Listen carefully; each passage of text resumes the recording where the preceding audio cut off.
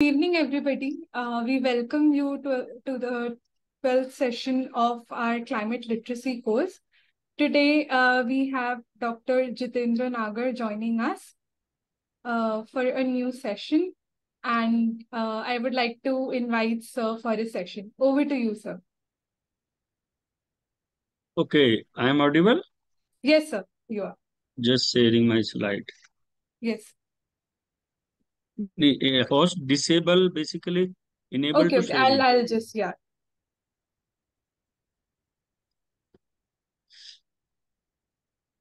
जी sir आप try करिए.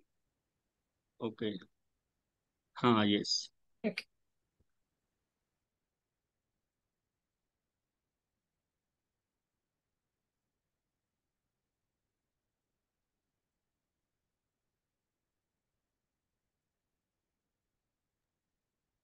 I think It's very much my screen sharing. Yes, sir. It's So it's very visible. much visible. Okay. Okay.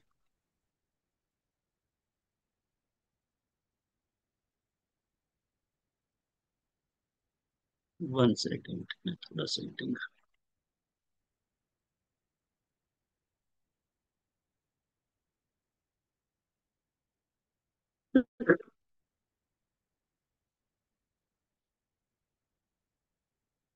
Okay. First of all, I am again very thankful to Vishwa Kendra to inviting me and deliver this lecture for this very meaningful certificate course. And basically, my today lecture is also some similar my last lecture where we discuss some international organization and some agreements, especially climate change. But today I will discuss in detail international climate agreement and NASA environmental law and policy that is enacted by government of India. So without any formalities, I'm going to start. हाँ basically एक second चलो it's okay. Earth Summit. Uh, uh, we will start from the Earth Summit that was held in Rio de Janeiro, Brazil, 3rd June to 14, 1992. This is the first conference or summit. That time we have discussed about climate change, and all the United Nations organized this conference, especially environment and development. In this conference, we also discuss about the sustainable development, and that time we have a big question regarding the increasing of temperature. Increasing of temperature means global warming, especially greenhouse gases.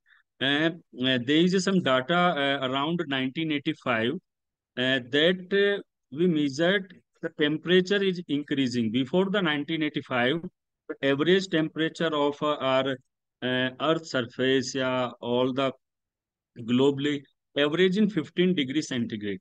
But seen after 1985 and 19th century, it was increasing. So in this conference, uh, 117 heads of state, especially prime minister and president from the 117 nation, attend this conference. And the basic main objective of this agreement and document agreed by the summit by convention of parallelly we organize different session. This is just like convention on biological diversity, especially regarding the loss of biodiversities and our species extinction in a very excess. So but today we will discuss only UNFCCC. We have already discussed in last in my session about the United Nations Framework Convention on Climate Change. This was the starting and the beginning of to work on the climate change, especially reducing of the greenhouse gases.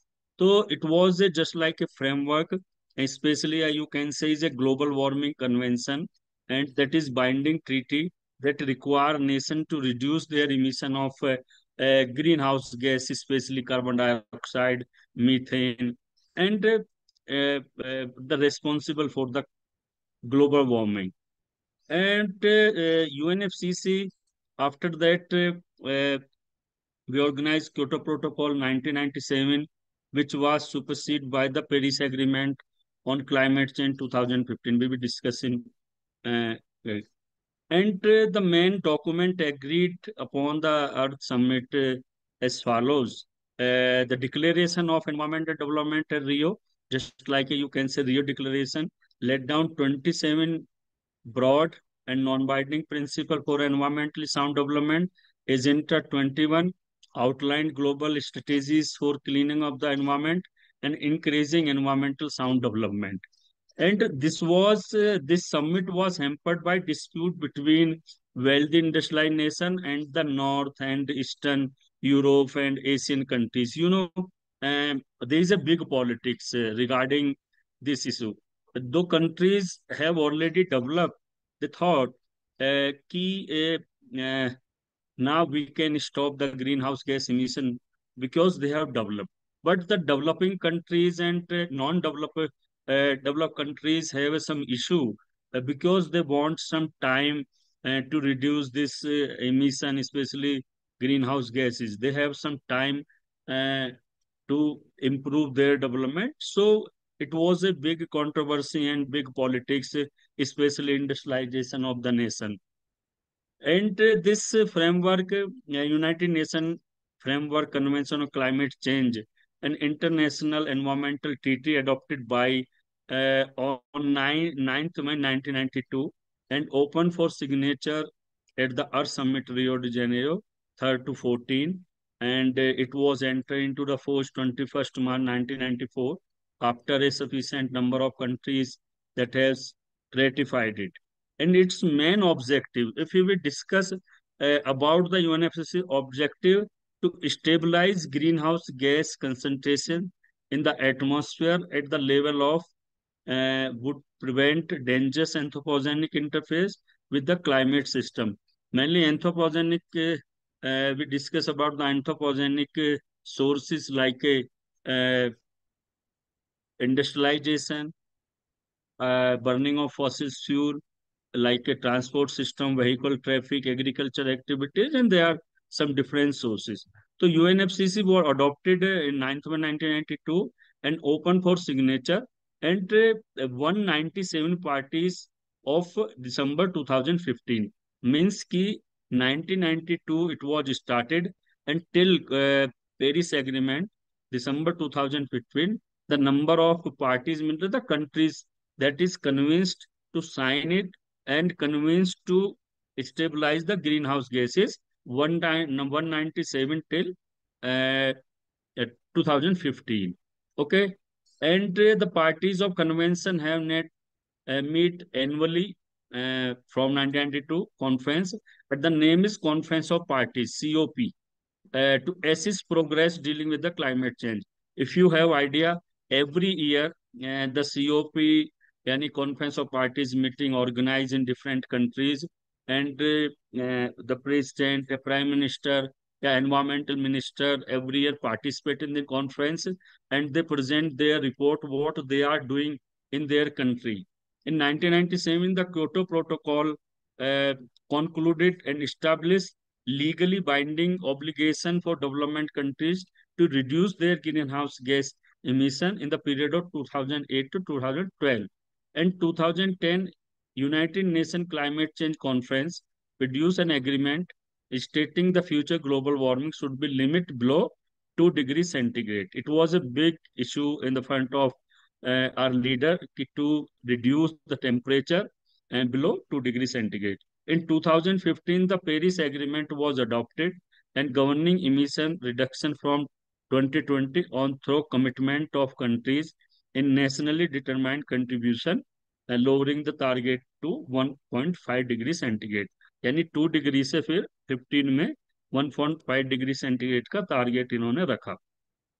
This is a Montreal Protocol. It is not related to directly to the climate change, but it is especially to uh, uh, control of the ozone layer depletion. So it is very successful protocol, and we have reduced the especially chlorofluorocarbon, and it is really very successful. So no need to detail. And like a Kyoto Protocol.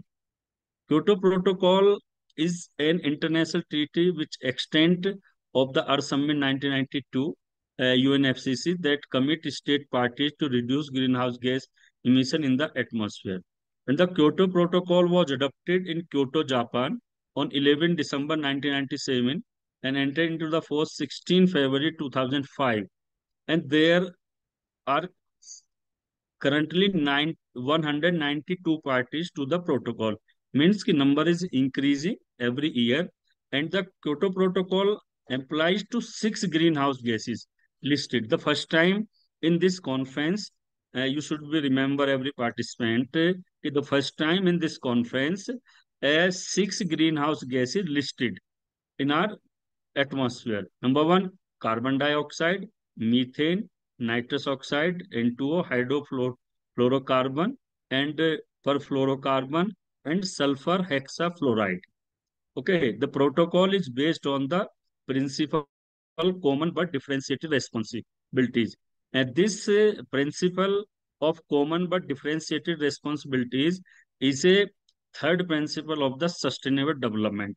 Means कि common responsibilities but differentiated responsibility, it is very confusion.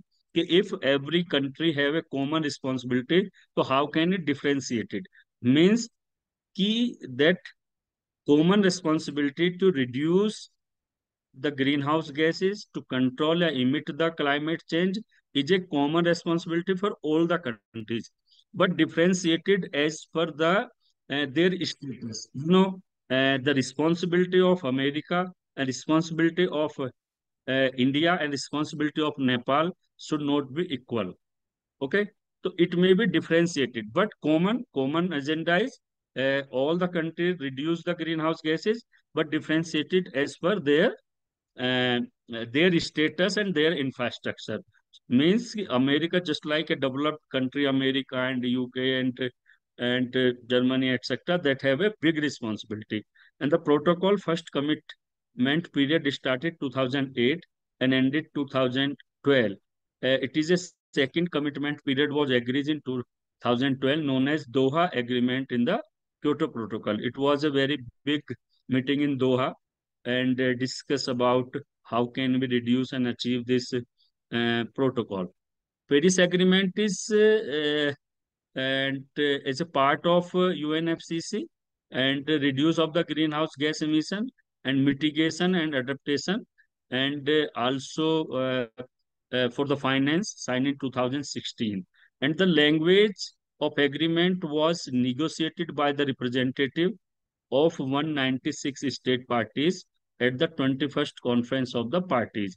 I have already discussed that every year COP means conference of the parties meeting organized and discuss about their role and their work, what they did. So just like in 12 December 2015 and near Paris, France, this agreement was negotiated by the parties. And as on March 2019, 195 UNFCCC members have signed the agreement and 186 have become party to it. But the the bad thing of this and just like a disaster of this overall agreement, because in June 2017, the US President Donald Trump announced his intention to withdraw the United States from the agreement. And America is the leader of all the world, and many countries follow the America. And the problem was started by the withdrawal Donald Trump. The United Nations tried a lot of to convince Donald Trump, but he totally refused. So it was a very big problem created in 2017, but now it is very good. The president of USA, Biden, again signed off the treaty and he convinced to work on the climate change. Now the next is Mr. Ajit, please inform me the time when basically I am nearby my you give me Uh, time, I think okay, sir. 30 minutes and Sir, 35 we have minutes another 10 minutes. nearby. Yes, we have another 10 minutes. I guess Other my 10 voice is on. minutes. No, no, Yes, Okay, sir. sir. and I'm Sir, listening. Basically, I think it is you very have big no. topic, and No, no, sir. You have time. I think Namrata, Ajit. please. हाँ, okay, नहीं sir, अभी सिर्फ 5:22 हुआ है. okay. okay, okay. So You how ji are the much ji. best time? person to suggest. How much time I have? So you have time like till 5:45. You have. Okay. I will try to complete it. Okay. Thank you, The Namrata, for next part. permission. You can Okay. take your time. Yeah. उसके बाद Okay. हम. Okay. जी Okay. जी. कोई See, issue now नहीं. I have completed the international agreement and the role of organization, especially for the climate change, Earth Summit and Kyoto Protocol and Paris Agreement. Especially now, I want to discuss about the environmental law and policy in India. Okay, what we did in India after this convention, especially law and policies. And law and policies. If I define what is policies and what is law, basically policies are just like an instrument or tool to achieve any goal by setting long-term plan of action. For example, if you solve any problem and you want to achieve um, any control of any problem and achieve any target, तो policy just like a tool कि आपके एक यंत्र की तरह आप उसको use करते हैं just like a in the criminal cases, in the civil cases, if we have a some corruption problem, the government of India enacted some law to achieve this problem and control to this issue. So it is just like a policy, is just like a tool of the government to achieve this type of goal. And the environmental policies aim to achieve the goal of sustainable development through laying down the various measures. And policies are executed by enacted of the statute, act, law, rule, and guideline. So policy try to balance the competing interest of various stakeholder or components of the society and integrate them to achieve the goals in the constitution. All the policies and the law is based on the constitution. We can't think about मतलब, uh, any other side of the constitution. Okay. I want to also deliberate some two, three think about our constitution, special environment. On 26 January 1950, there was no any specific provision and word environmental protection in our constitution of India. Means कि we have no any topic, any subject, any act, any and article in our constitution at the time of 1950. We have only core concept of justice, liberty, and equality along with the fundamental right, with present to ensure the environmental justice. But in 1976, after the Stockholm Conference that was attended by the late Srimati Indira Gandhi, that time Prime Minister, and she have amended our constitution of 42 amendment. The concept of environmental conservation was incorporated as a duty of state and duty of citizen as a Article 48A and 51A G. Article 48A says the state shall endeavor to protect and improve the environment and the safeguard the forest and wildlife of the country. Means the state have मतलब just like a duty to control and to protect and improve the environment as a safeguard, especially forest and life. But as an individual, as a human being, as a citizen of India, the Article 51 AG says it shall be the duty of every citizen of India to protect and improve the natural environment, including forest, lakes, river, and wildlife. So I want to say, on the basis of this article, if we are doing something for the environmental protection, yeah, if I aware the society, we are plantation, we are running any movement, anything else, it's our a duty. It's not a just like a charity. It's a duty to protect our environment, especially as per given by the Constitution of India. Just like a, if we taking mileage of the fundamental rights, fundamental rights, so we also should do something about this article to protect our environment. And now I will also mention some law and the important uh, point of the law. Water Prevention and uh, Control of Pollution Act 1974 and Water Act specific legislation for prevention control of the water pollution, and this act is and basically with the fundamental duty as per the article 48A 41G of our constitution. You have seen in the society lot of activists and water activists and working as a environmentalist to protect the lake, protect the pond as per this act. And government of India also running lagai like in Namami Gange project and different types of. So they are doing as per this act. But the problem of that time, then that time the act was enacted, the subject of water has been kept in the seventh list schedule list of the constitution. Means the subject of water is under the state government, and government of India have no right to make or enacted any law related to the water. But water pollution and high demand of clean water, the union government legislated this water act by using the power of 252 article of Constitution of India. Basically, the government of India have a special power in the article 252 of Constitution India to enact it, yet to interfere any jurisdiction of the state government. So Water Prevention and Control of Pollution Act 1974 as a union and central act contains 64 sections and divided into 8 chapters. They are the uh, mainly provide mechanism of the water uh, pollution, and provision and penalties have been made for the offense those fail the comply for the standard. But main important thing uh, of this act is the foundation of Central Pollution Control Board that I have discussed in my last lecture. If anybody asks you ki, when and how the Pollution Control Board was founded, so you can say these all are the state board, and Central Pollution Control Board was founded as per the Water Act. You know, if you enact any law, you should have any institution, any organization to uh, to maintain your role and regulation and guidance and as per the act.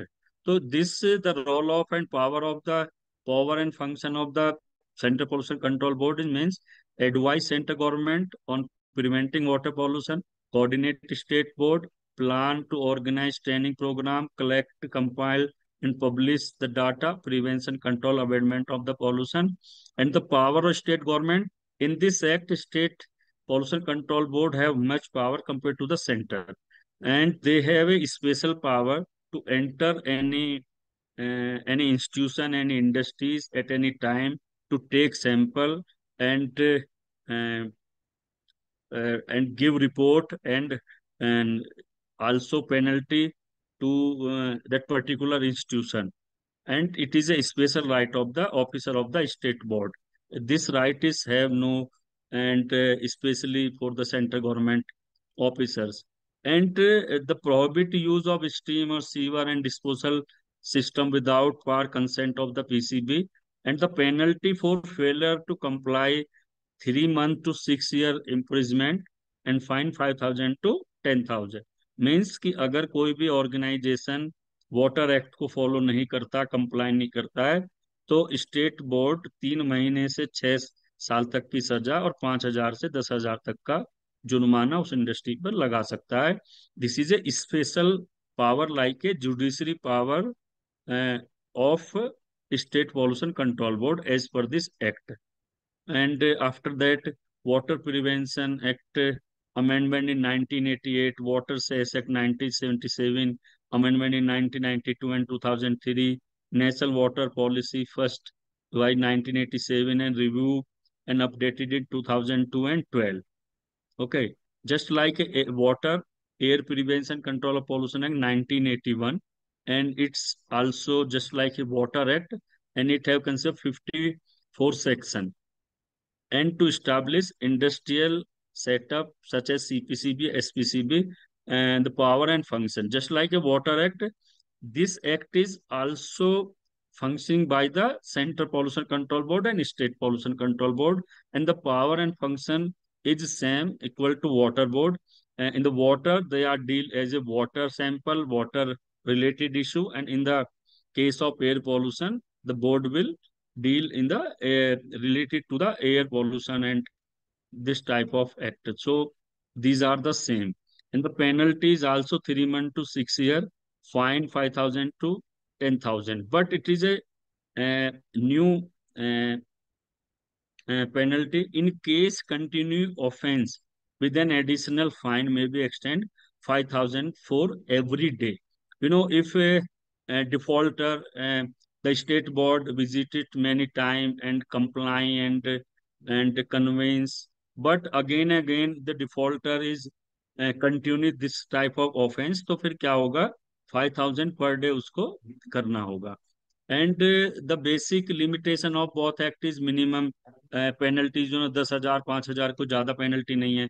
Jail कभी किसी को होती नहीं. No provision of public opinion and inadequate resources, lack of necessary funding, inadequate administrative support.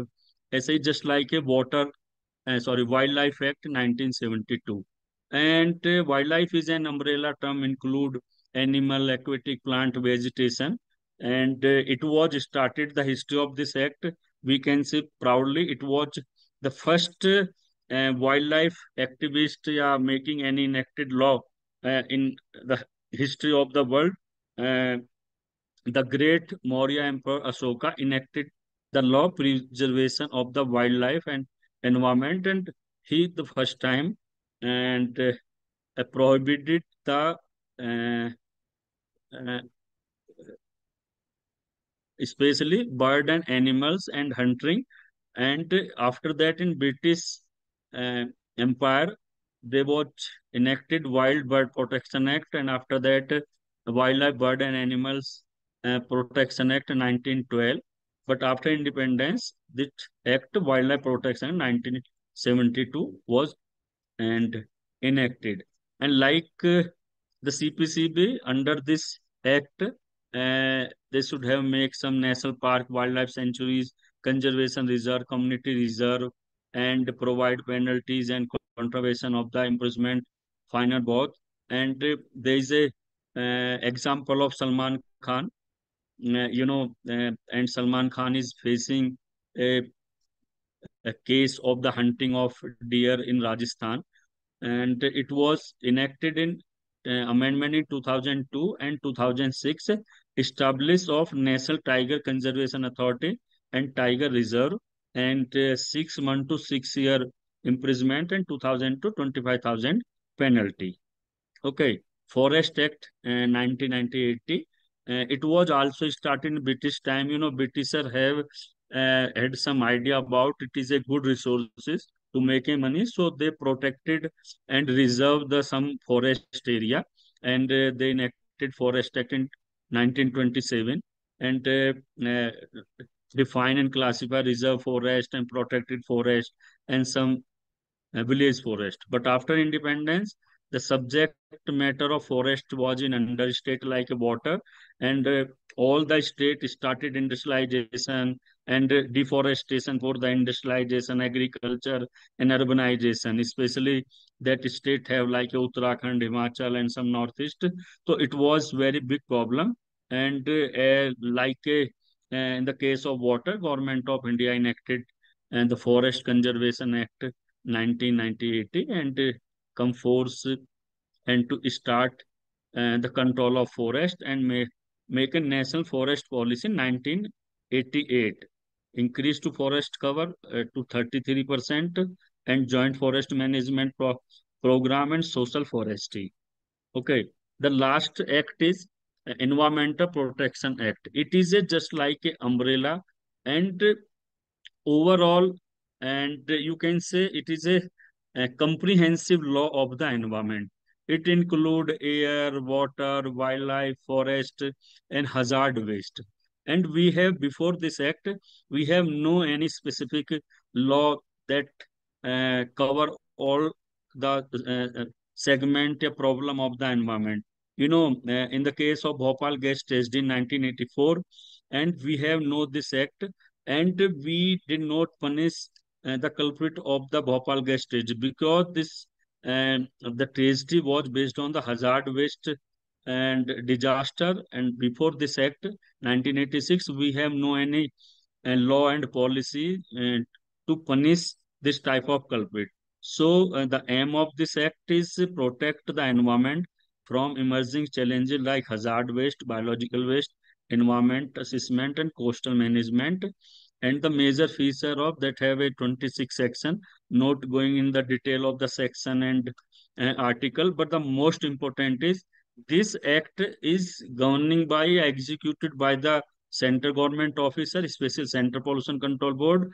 And as per this act, the government officer have a significant power to enter any institution, any organization like industries, like a sewage treatment plant and institution at any time, and take the sample and check the register and laptop or computer and investigate the status of the pollution, and they can comply and punish this particular organization.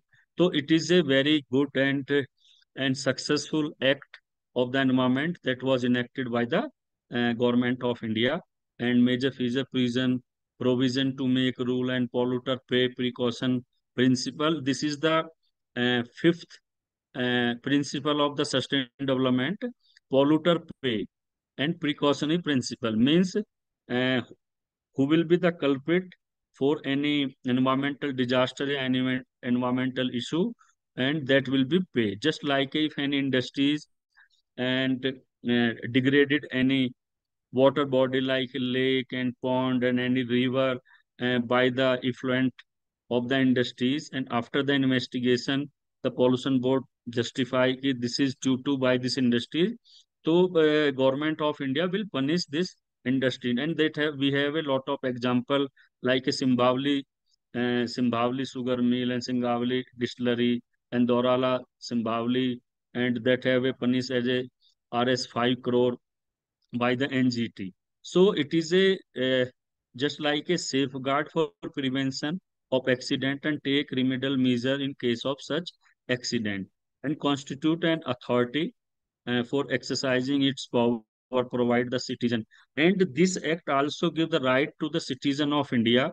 They can complain, and they can citizen suit provision in any court like a high court and supreme court. And as per this act, and Mr. MC Mehta advocate and uh, suit different types of regarding Ganga River and CNG vehicular traffic and the prohibited of the diesel buses and vehicles in Delhi NCR. There are a lot of litigation that is done by the MC Mehta. And today there are a lot of uh, environmentalists are doing. And the penalties is imprisonment for a term of and maybe extended 5 years with the fine which may be 1 lakh rupees or both.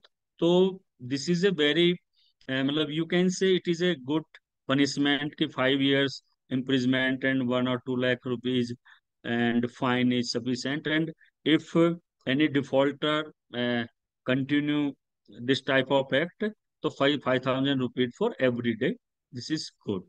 And this is the overall, and I want to say in the last to all the participants who are taking this certificate, law and agreement and policies is good to maintain, to control any environmental problem. But this is not sufficient. In the world and in India, we have a lot of policies, we have a lot of act to protect our environment and nature and all the resources. But you can see every day our natural resources, especially air is contaminated, water is contaminated, your food item is contaminated, means environmental degradation is going on a very high level day by day. So means only act and policies not sufficient to protect. It should be as a education and awareness. Education and awareness is necessary to protect our environment. If every citizen of India, if our youth will be aware and sensitized regarding the environmental issues, and we can achieve some goals regarding to uh, uh, uh, climate change and mitigation of climate change and other problems. So this is my message.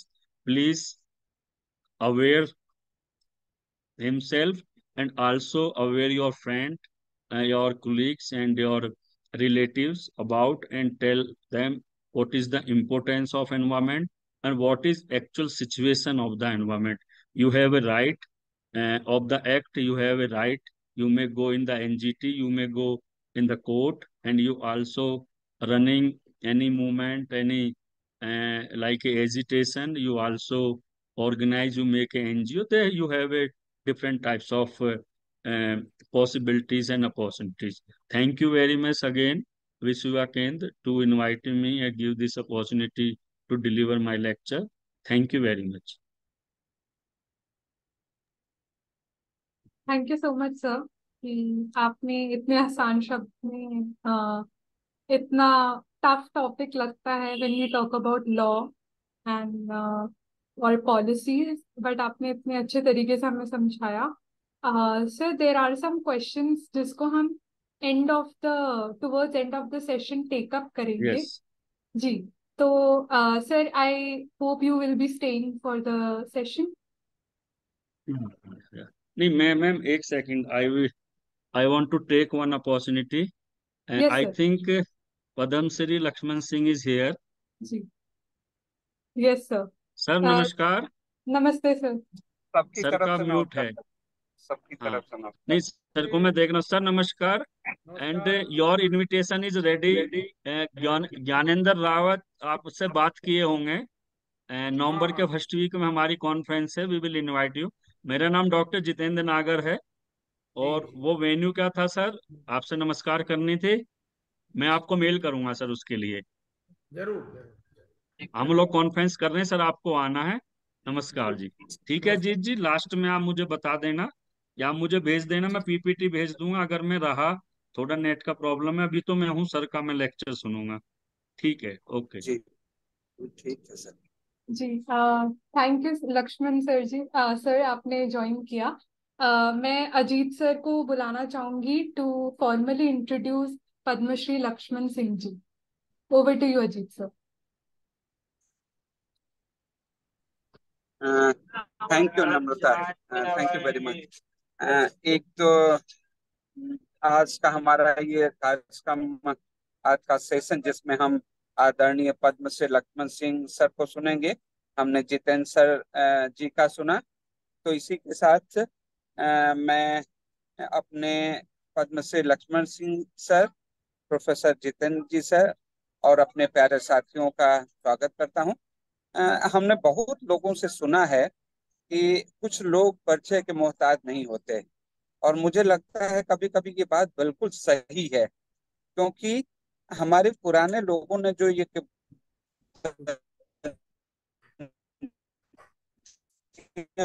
बनाए है वो बहुत ही सोच समझ कर बनाई होती है। ये अपने पद्मश्री बिल्कुल सादे हैं। मैं तो ये कहना चाहूंगा सर के लिए, एक मैंने शायरी सुनी थी, वो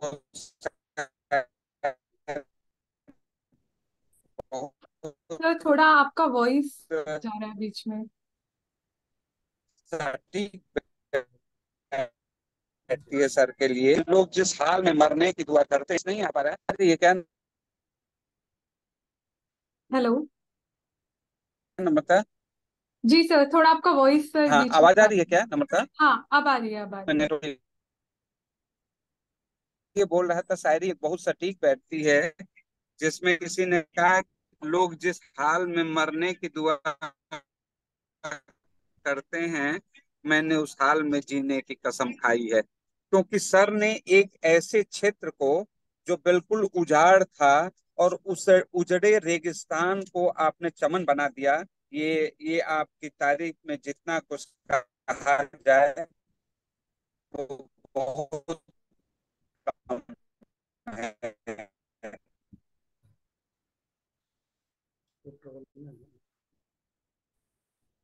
हाँ, अजीत सर अभी भी वॉइस बीच में जा है। मैंने सर के ही वीडियो में देखा है कि लापोरिया सर जो आप गांव है वो लापोर शब्द से बना है, और लापोर का मतलब होता है मुर। लेकिन इन्होंने कसम खाई थी कि मैं इस गांव को ऐसा चमन बनाऊंगा, ठीक है, ये बोलूंगा नम्रता, अगर सर को हम नम्रता। सर आपकी वॉइस एक्चुअली सर बीच में नहीं है क्लियर जी थी। जी जी, अभी आ रही है क्या? हाँ जी, अब आ रही है बात। हाँ, तो मैं केवल इसी के साथ कि सर ने उस लापोरिया जैसे वीरान जंगल को आज वो तालाबों का शहर और तालाबों का जगह कहा जाता है, और जहाँ मतलब विश्व का एक कृषि के क्षेत्र में अग्रणी देश इजराइल जो है वो भी सर के चोखा पद्धति को आज अपना रहा है। और मुझे लग रहा है कि यही सब देखते हुए भारत सरकार ने 2023 में सर को पद्मश्री से सम्मान से विभूषित किया था। मैं चाहता हूं, क्योंकि नेटवर्क की भी दिक्कत है, मैं चाहता हूं कि आप सर से रिक्वेस्ट करें कि वो सर अपने सेशन को आगे बढ़ाएं। नम्रता। जी सर, जी थैंक यू आपने सर फॉर्मली इंट्रोड्यूस किया। नमस्कार सर। लक्ष्मण सर, मैं आपको बुलाना चाहूंगी कि आपने जो भी इतना बेहतरीन काम किया है अपने क्षेत्र में, वो हम सबके साथ वो अनुभव बांटें सर। जरूर जरूर, सबको धन्यवाद, सबको नमस्कार। हमारा इलाका जो था वो पानी को लेकर के बहुत कमजोर था। हमारी आवाज आ रही है? जी सर, आ रही। ठीक है। तो कमजोर था, यानी कि राजस्थान वैसे भी पानी से कमजोर है, और हमारा जो इलाका पड़ता है उसमें कम बारिश होती है, यानी कि 300 mm से कभी 150 mm, कभी 500 mm आगे पीछे होता है। और हरियाली नहीं थी, लोग आपस में लड़ते थे, काम नहीं करते थे, और कृषि में भी कमजोर थे। जब पानी कमजोर हो जाता है तो कृषि में कमजोर हो जाता है। पानी चाहिए, पानी चाहिए, तो पेड़ के लिए भी पानी चाहिए, घास के लिए भी पानी चाहिए, वातावरण के लिए भी पानी चाहिए। तो जब हम पढ़ते थे, मेरा गांव तो लापोड़िया ही है, मेरा जन्म स्थान लापोड़िया है, लेकिन हम 5वीं पास करके जब जयपुर चले गए तो वापस आए तो लापोड़िया में पानी नहीं था, कुओं में भी पानी नहीं था। उस साल अकाल भी पड़ा हुआ था, तो मई जून का महीना था, तो मई जून में वैसे भी राजस्थान में पानी कम हो जाता है। तो हमने देखा, तो हमारी उम्र भी कम थी उस वक्त, 18-20 साल की उम्र थी। तो हमको ये पता नहीं चला कि ये पानी कम क्यों हुआ। सच पूछो तो हम कुछ नहीं जानते थे उस जमाने में। वो काम करके किसी का काम कर करके अनुभव लिया, और एक अरसा बीता, तब धीरे धीरे अनुभव होता गया काम करते गए। तो जब किसी ने कहा कि ये तालाब टूटा हुआ था, तो तालाब का कुएं का क्या कनेक्शन होता है, हमें नहीं पता था। यानी वो तालाब से कुएं कुएं में पानी आता है, कैसे आता है? वो तो तालाब दूर है, कुआं कम से कम 100 फीट 200 फीट दूर है। तो लोगों ने समझाया, तो हमने कहा कि हमारे में लगन थी कि कोई भी चीज़ अगर समस्या आती है उसको हल करें। वो आज भी है, उस वक्त भी थी। तो हमने कहा उस तालाब को ठीक करें। तो लोगों ने कहा वो बहुत बड़ा टूटा हुआ है, कैसे ठीक होगा, आज ही चलें अपन। 2-3 मीटिंगें की गाँव की, किसी ने सुना नहीं। तो फिर हमने खुद ने ही पहल की, हम खुद निकले। किसी ने कहा कहाँ जा रहे हो, तालाब ठीक करने, वो बहुत बड़ा टूटा हुआ है, 2 लोगों से क्या होगा। हमारे एक साथी थे राम अवतार कुमावत, वो भी साथ थे। तो हमने कहा कि दो नहीं है, 3 लोग हैं। तो 3 कौन सा है? तो हमने कहा, जिसने बोला उसके बाद तीसरा तुम हो ना, कि हाँ मैं भी आया। एक पहल थी लोगों को जोड़ने की, एक खुद को उसमें अग्रणी करने की, और फिर अग्रणी होकर के फिर लोग जो मिलते हैं उसको आपके साथ कैसे मिलाया जाए, वो भी हम नहीं जानते थे। हमारी लगन ने ये काम किया था कि हमारे जब लगन ऐसी थी तो हमें ज्ञान मिलता गया, हम काम करते गए। तो तो हमने पहले उस तालाब को फिर 10-20 लोगों का संगठन बना, फिर 100 लोगों का बना, उसके बाद 2-2 हज़ार आदमी काम किए, उस तालाब को ठीक किया, नए तालाब बनाए, नए तालाब बनाए। फिर 1985 में आते आते, ये सन 1977 की बात है, और 80 में हमने फुल सागर बनाया, फिर देव सागर बनाए। उसके बाद सब गांव आसपास से वहाँ एक संगठन तैयार किए गए, और उन संगठन का हमारा एक फेडरेशन जैसा हुआ कि हम सब मिल के काम करें। एक गांव नहीं, बहुत सारे गांव मिल के करें। बड़ी लगन थी, सारे दिन काम करते थे, और शाम को साइकिल लेकर के दूसरे गांव में जाते थे, और वहाँ की युवाओं को इकट्ठा करते थे, और उनको बताते थे कि हमको अच्छे कामों से जुड़ना चाहिए, गाँव को डेवलप करना चाहिए। तो लोग कहते थे कि ये लापोड़िया गांव तो लपोड़ है, आप उस गांव में क्या कर पाएंगे। तो हमने ये बात कही थी उस वक्त कि लापोड़िया गांव ऐसा होगा जो दुनिया उसे सीखेगी। तो सब लोग हंसते थे कि ये तो लपोड़ माने पागल गांव है, और बहुत लड़ाई करता है लोगों से, काम नहीं करता है, आपस में लड़ाइयाँ बहुत है, कैसे करेंगे। तो हमने आपसी लड़ाइयाँ मेटी। उसके बाद सब लोगों का अच्छे संगठन बनाए, और सब लोगों को काम लगाया। हमारे जितने भी युवा है उस काम में अग्रणी रहे, और फिर लाखोड़ी में तालाब बनाए, वृक्षारोपण किया, गोचर में चौका सिस्टम तैयार किया। चौका सिस्टम बड़ा गजब का है, उसमें जो बारिश गिरती है वो पानी जमीन में जाता रहता है, वो नीचे तक मॉइस्चर बैठ जाती है, यानी पानी बैठ जाता है नीचे तक, और फिर उसमें घास पेड़ अपने आप आते रहते हैं। नेचर का एक स्वभाव होता है कि वो घास पेड़ अपने आप आए, मॉइस्चर होना चाहिए, जमीन उपजाऊ होनी चाहिए।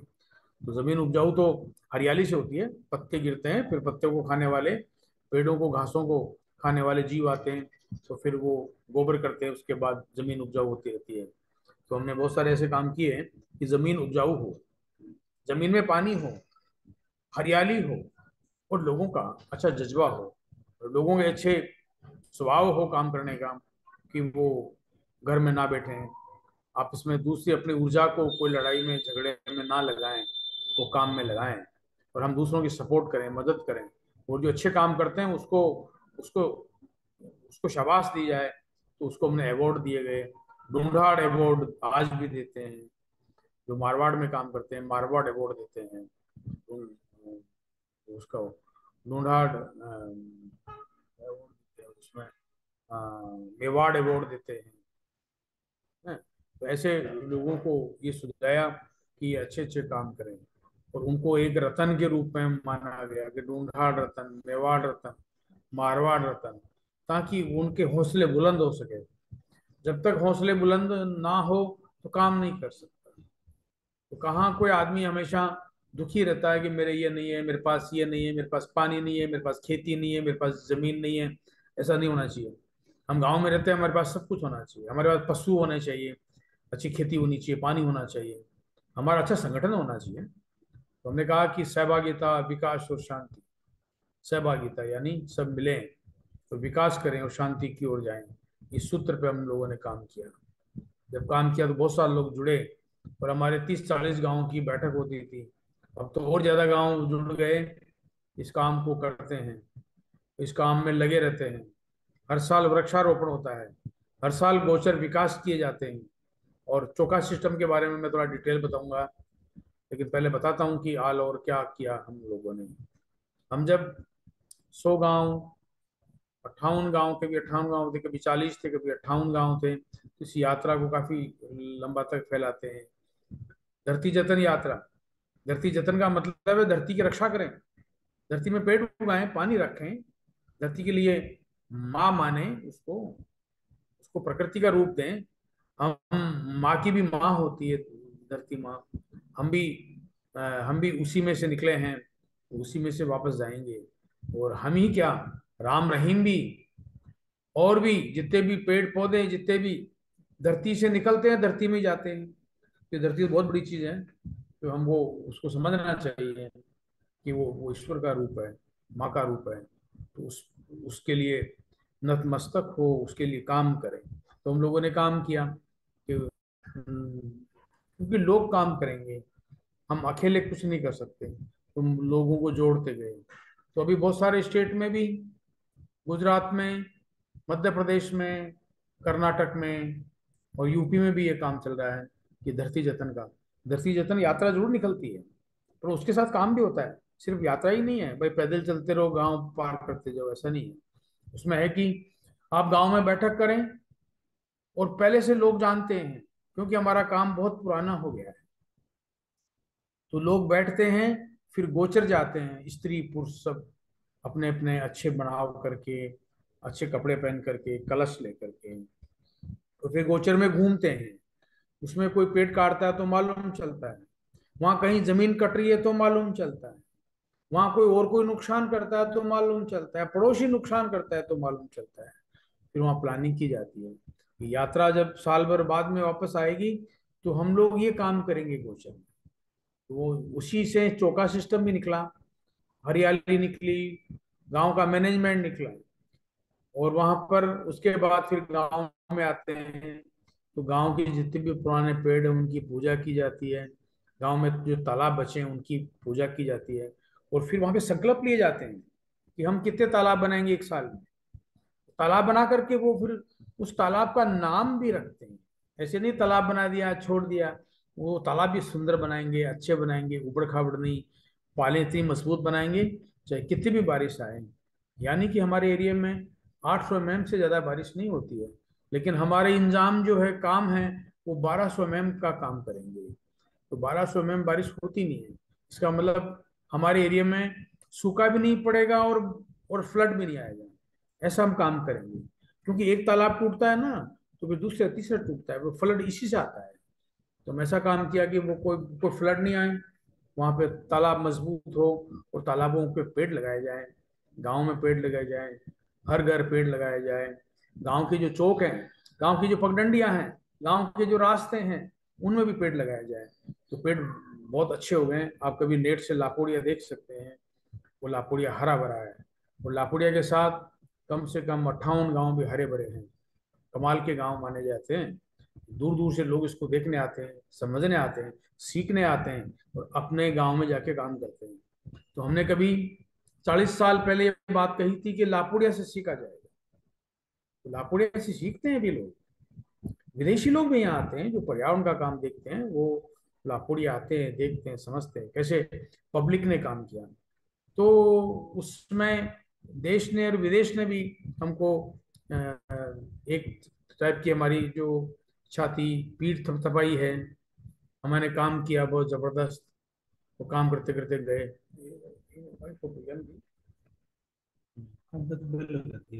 ठीक है, तो हमारे ये सब हम लोग काम करते रहे, जब काम करते रहे तो फिर सफलताएं भी आती रही। तो हम लोगों ने इन इलाके को पानी वाला बना दिया, अच्छे पशुपालन वाला बना दिया। हमने गायें, हमारे यहाँ पर पहले गायें 1.5 किलो 2 किलो दूध देने वाली होती थी, तो पर्यावरण के साथ हम इनकम भी हमारी बढ़ाएं, और पर्यावरण को ध्यान में रखते हुए, इकोसिस्टम को ध्यान में रखते हुए, गांव का शांति विकास को ध्यान में रखते हुए विकास करें। तो हम लोगों ने फिर अच्छे गोचर तैयार करते हुए हमने अच्छी गायों की नस्लें भी अच्छी बनाई। हमने गुजरात से कुछ सांड लाए और हर गांव में छोड़े गए। उन गांवों की आज नस्लें देखो तो गिर नस्ल की गायें हैं, उन गायों की कीमत 1 लाख से ऊपर, 1.5 लाख 2 लाख तक 3 लाख तक कीमत होती है गाय की, और वो दूध 10 से 15-20 किलो दूध देती है। तो कमाल की गायें हैं, कमाल के गोचर हैं, कमाल की वहाँ के संगठन हैं, वो काम करते हैं। हमारी जो धरती जतन यात्रा है उन संगठन को देखती है, संभालती है, उसका विकास करती है संगठनों का, और उनमें एक चेतना लाती है धरती जतन यात्रा। तो धरती जतन यात्रा को चलते 36 साल हो गए। हमने 87 में उसकी शुरुआत की थी। वो ये धरती का जतन करें, मतलब धरती का विकास शब्द मैं लेना नहीं चाहता, क्योंकि माँ की तो सेवा करनी पड़ती है। तो हम धरती की सेवा जो है 86 में धरती जतन के नाम से करने लगे, और जब काम करने लगे तो लोग जुड़ने लगे। सच्चाई में ताकत होती है, काम में ताकत होती है, जमीन उपजाऊ होने लगी, अच्छी खेती होती है, अच्छा पानी है। आज कुओं को जब हम देखें कुछ गांव में तो हाथ से पानी पी सकते हैं, ऐसे कुएं हैं हमारे पास कि कुएं फुल भरे हैं, आप हाथ से पानी पी सकते हैं, या लोटा लेकर के कुएं में डाल करके ली सकते हैं, उसको रस्सी बांधने की जरूरत नहीं है। तो ऐसे काम हम लोगों ने किए, ये हमारी फर्ज भी था, हमारा कर्तव्य भी था कि हम जिस धरती पे जन्म लिया है तो उस धरती के लिए काम करें। हम ही नहीं, हर जीव काम करता है। वो सारे जीव धरती को उपजाऊ करते हैं, पेड़ लगाते हैं। पेड़ भी अपने आप बड़े होते हैं, हम तो पौधा लगाते हैं ना, बड़े पेड़ थोड़ी लगा सकते हैं। तो नेचर काम करता है। हाँ, नेचर हमारे अंदर भी जो हम काम कर रहे हैं वो भी नेचर का स्वभाव है, या नेचर ने हमें सपोर्ट किया कि तुम्हारा ऐसा मन हो, तो तब हम ये काम करने लगे हैं। अगर नेचर ने हमारा मन खराब कर दिया होता तो हम ये काम नहीं कर सकते थे। तो हम नेचर को प्रणाम करते हैं, इस धरती माँ को प्रणाम करते हैं। वो हमको पालती है, पोसती है, हमारा भोजन हमारे मुंह तक पहुंचाती है। चौका सिस्टम एक ऐसी चीज है कि बरसात का जब पानी गिरता है तो हर जगह पानी गिरता है। उस जब पानी नीचे तक पहुंचता है, जमीन उपजाऊ होती है, पत्ते आते हैं, उसमें घास आती है, गायें चरती है, गोबर होता है, जमीन उपजाऊ होती रहती है, और अब गांव हरे भरे होते रहते हैं। अच्छा दूध होता है गांव में, 5,000 से 10,000 लीटर तक दूध होता है, तो अच्छी इनकम में होती है।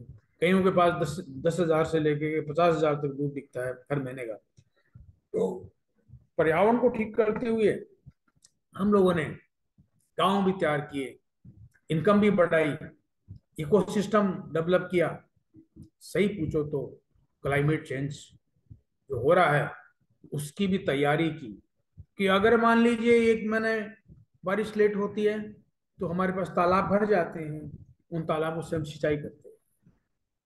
तो क्लाइमेट चेंज के ऊपर भी हम काम कर रहे हैं कि उसके जो झटके हैं, उसके जो हम लोगों ने अपराध किए, वो जो उसका जो पाप होता है या उसको हमें कष्ट देते हैं, उनको हम कैसे प्रसन्न रखें धरती माँ को। तो क्लाइमेट चेंज का कुछ झटके हमें नहीं लगे, पर ये पूरे हिंदुस्तान को करना पड़ेगा, पूरे संसार को काम करना पड़ेगा। हम 10, 20, 50, 100 गाँव में क्या फर्क पड़ता है, लेकिन हमने एक मॉडल तैयार कर दिया, एक जगह तैयार कर दी है कि लोग आज आकर के सीख सकते हैं कि क्लाइमेट चेंज में हम कैसे काम करें। क्योंकि हम पूरे देश में काम नहीं कर सकते, जहां हम रहते हैं वहीं काम कर सकते हैं, और लोगों को बता सकते हैं कि ऐसा काम किया हमने, वो भी कर सकते हैं। ऐसा अभियान चल भी रहा है, लोग आते हैं, देखते हैं, वहां काम करते हैं। कोई सवाल हो तो आप पूछ सकते हैं, हम आगे भी बता सकते हैं।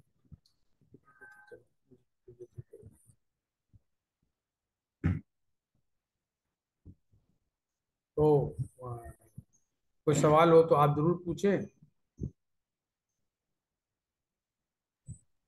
सर मैं सोच रहा हूँ कि एक बार पूरा अपना थोड़ा सिस्टम बता दिया जाए, लास्ट में हम फिर क्वेश्चन आंसर लोगों के होंगे, वैसे ही हम करते हैं। तो थोड़ा अपना वो जीवों के लिए भी कैसे अपने अलग अलग जो चूहे के लिए अलग जो क्या जंगल की बात व्यवस्था है, अलग जानवरों के लिए, मतलब पूरा इकोसिस्टम। है। आज तक किसी को अदालत नहीं जाना पड़ा है, क्योंकि मैं तो 20 साल से आपके साथ जुड़ा हूँ, आप एक एक चीजों को जानता हूँ। तो अच्छा, उन सब चीजों को थोड़ा अपने एनजीओ के लोगों को बताया जाए तो अच्छा रहेगा सर। जरूर ये बात छूट गई थी, क्योंकि मेरी आदत है कि ज्यादातर मैं काम करने में ध्यान देता हूँ, और जब बोलता हूँ तो बहुत चीजें छूट जाती है मेरे से। आपने अच्छा याद दिलाया। तो मैं कह रहा हूँ कि हमने गांव के पास जंगल लगाए। गांव में जो पक्षी उड़ते हैं उनके लिए कभी कोई सोचा नहीं कि वो कहाँ उनके घोंसले होंगे, कहाँ घर होगा, उनका भोजन कौन से होंगे, वो कहाँ ठहरेंगे, उनकी शांति कहाँ होगी। लोग पीछे पड़े रहते हैं, चाहे वन्य जीव हो और चाहे पशु हो और चाहे और कोई हो। तो लोग पीछे पड़े रहते हैं, तो वो जीव परेशान होते हैं। तो हमारा काम, हमारे मनुष्य का काम ये नहीं होना चाहिए कि कोई भी जीव हो तो परेशान हो। अब चूहा देखिए आप, ये अजीब प्राणी है। चूहों को कोई जगह नहीं है, जो चाहे जो मारे, ये तो हद है। नेचर ने उसको जब पैदा किया है तो हमारे फर्ज बनते हैं कि उनकी भी रक्षा करें। अब उनकी रक्षा करें तो वो घर में रहेंगे क्या? किसी जमाने में हजारों वर्षों पहले सब पालतू नहीं थे, तो चूहा भी पालतू नहीं था, घोड़े भी पालतू नहीं थे, गायें भी पालतू नहीं थी। हम लोगों ने उनको तंग करके, कमजोर करके हमने उनको पालतू बना दिया। जैसे हम भी कमजोर होते गए और हमारे साथ जितने भी जीव रहे वो कमजोर होते गए, तो चूहा भी कमजोर होता गया और हमारे साथ रहने लगा। बिल्ली है, जैसे चूहे हैं, बकरी है, ये सब पहले जंगली थे, ये ये वाइल्ड लाइफ के हिस्से थे, और हम भी वाइल्ड लाइफ थे, सारे घुमंतु थे लोग। तो चूहे को बहुत कष्ट है, पूरे देश में इनका कोई जगह नहीं बनाई लोगों ने कि इसका कोई जगह हो। तो हमने लापोड़िया में उसी धरती चिंतन की यात्रा के दौरान किसी एक व्यक्ति ने सुझाव दिया कि हम जब सारे जीवों को बचाते हैं, हमारे वहां निर्णय है कि कोई भी जीव को नहीं मारा जाता, कीट पतंगों को नहीं मारा जाता, कीड़े मकोड़ों को नहीं मारा जाता, और उनके लिए रक्षा, उनके लिए घर, हर जीव के लिए घर, हर जीव के लिए रक्षा, हर जीव के लिए प्यार, तो चूहों के लिए भी तो होना चाहिए।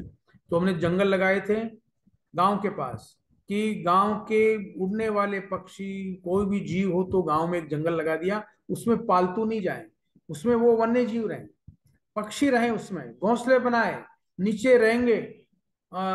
जो मोर है वो नीचे बैठ के अंडे देते हैं, कहीं हमने जगह नहीं छोड़ी उनके लिए, इसलिए देश में मोर कम होते गए। हमें राष्ट्रीय पक्षी मान तो लिया, उसके लिए किया क्या? और सरकारें करें और हम नहीं करें।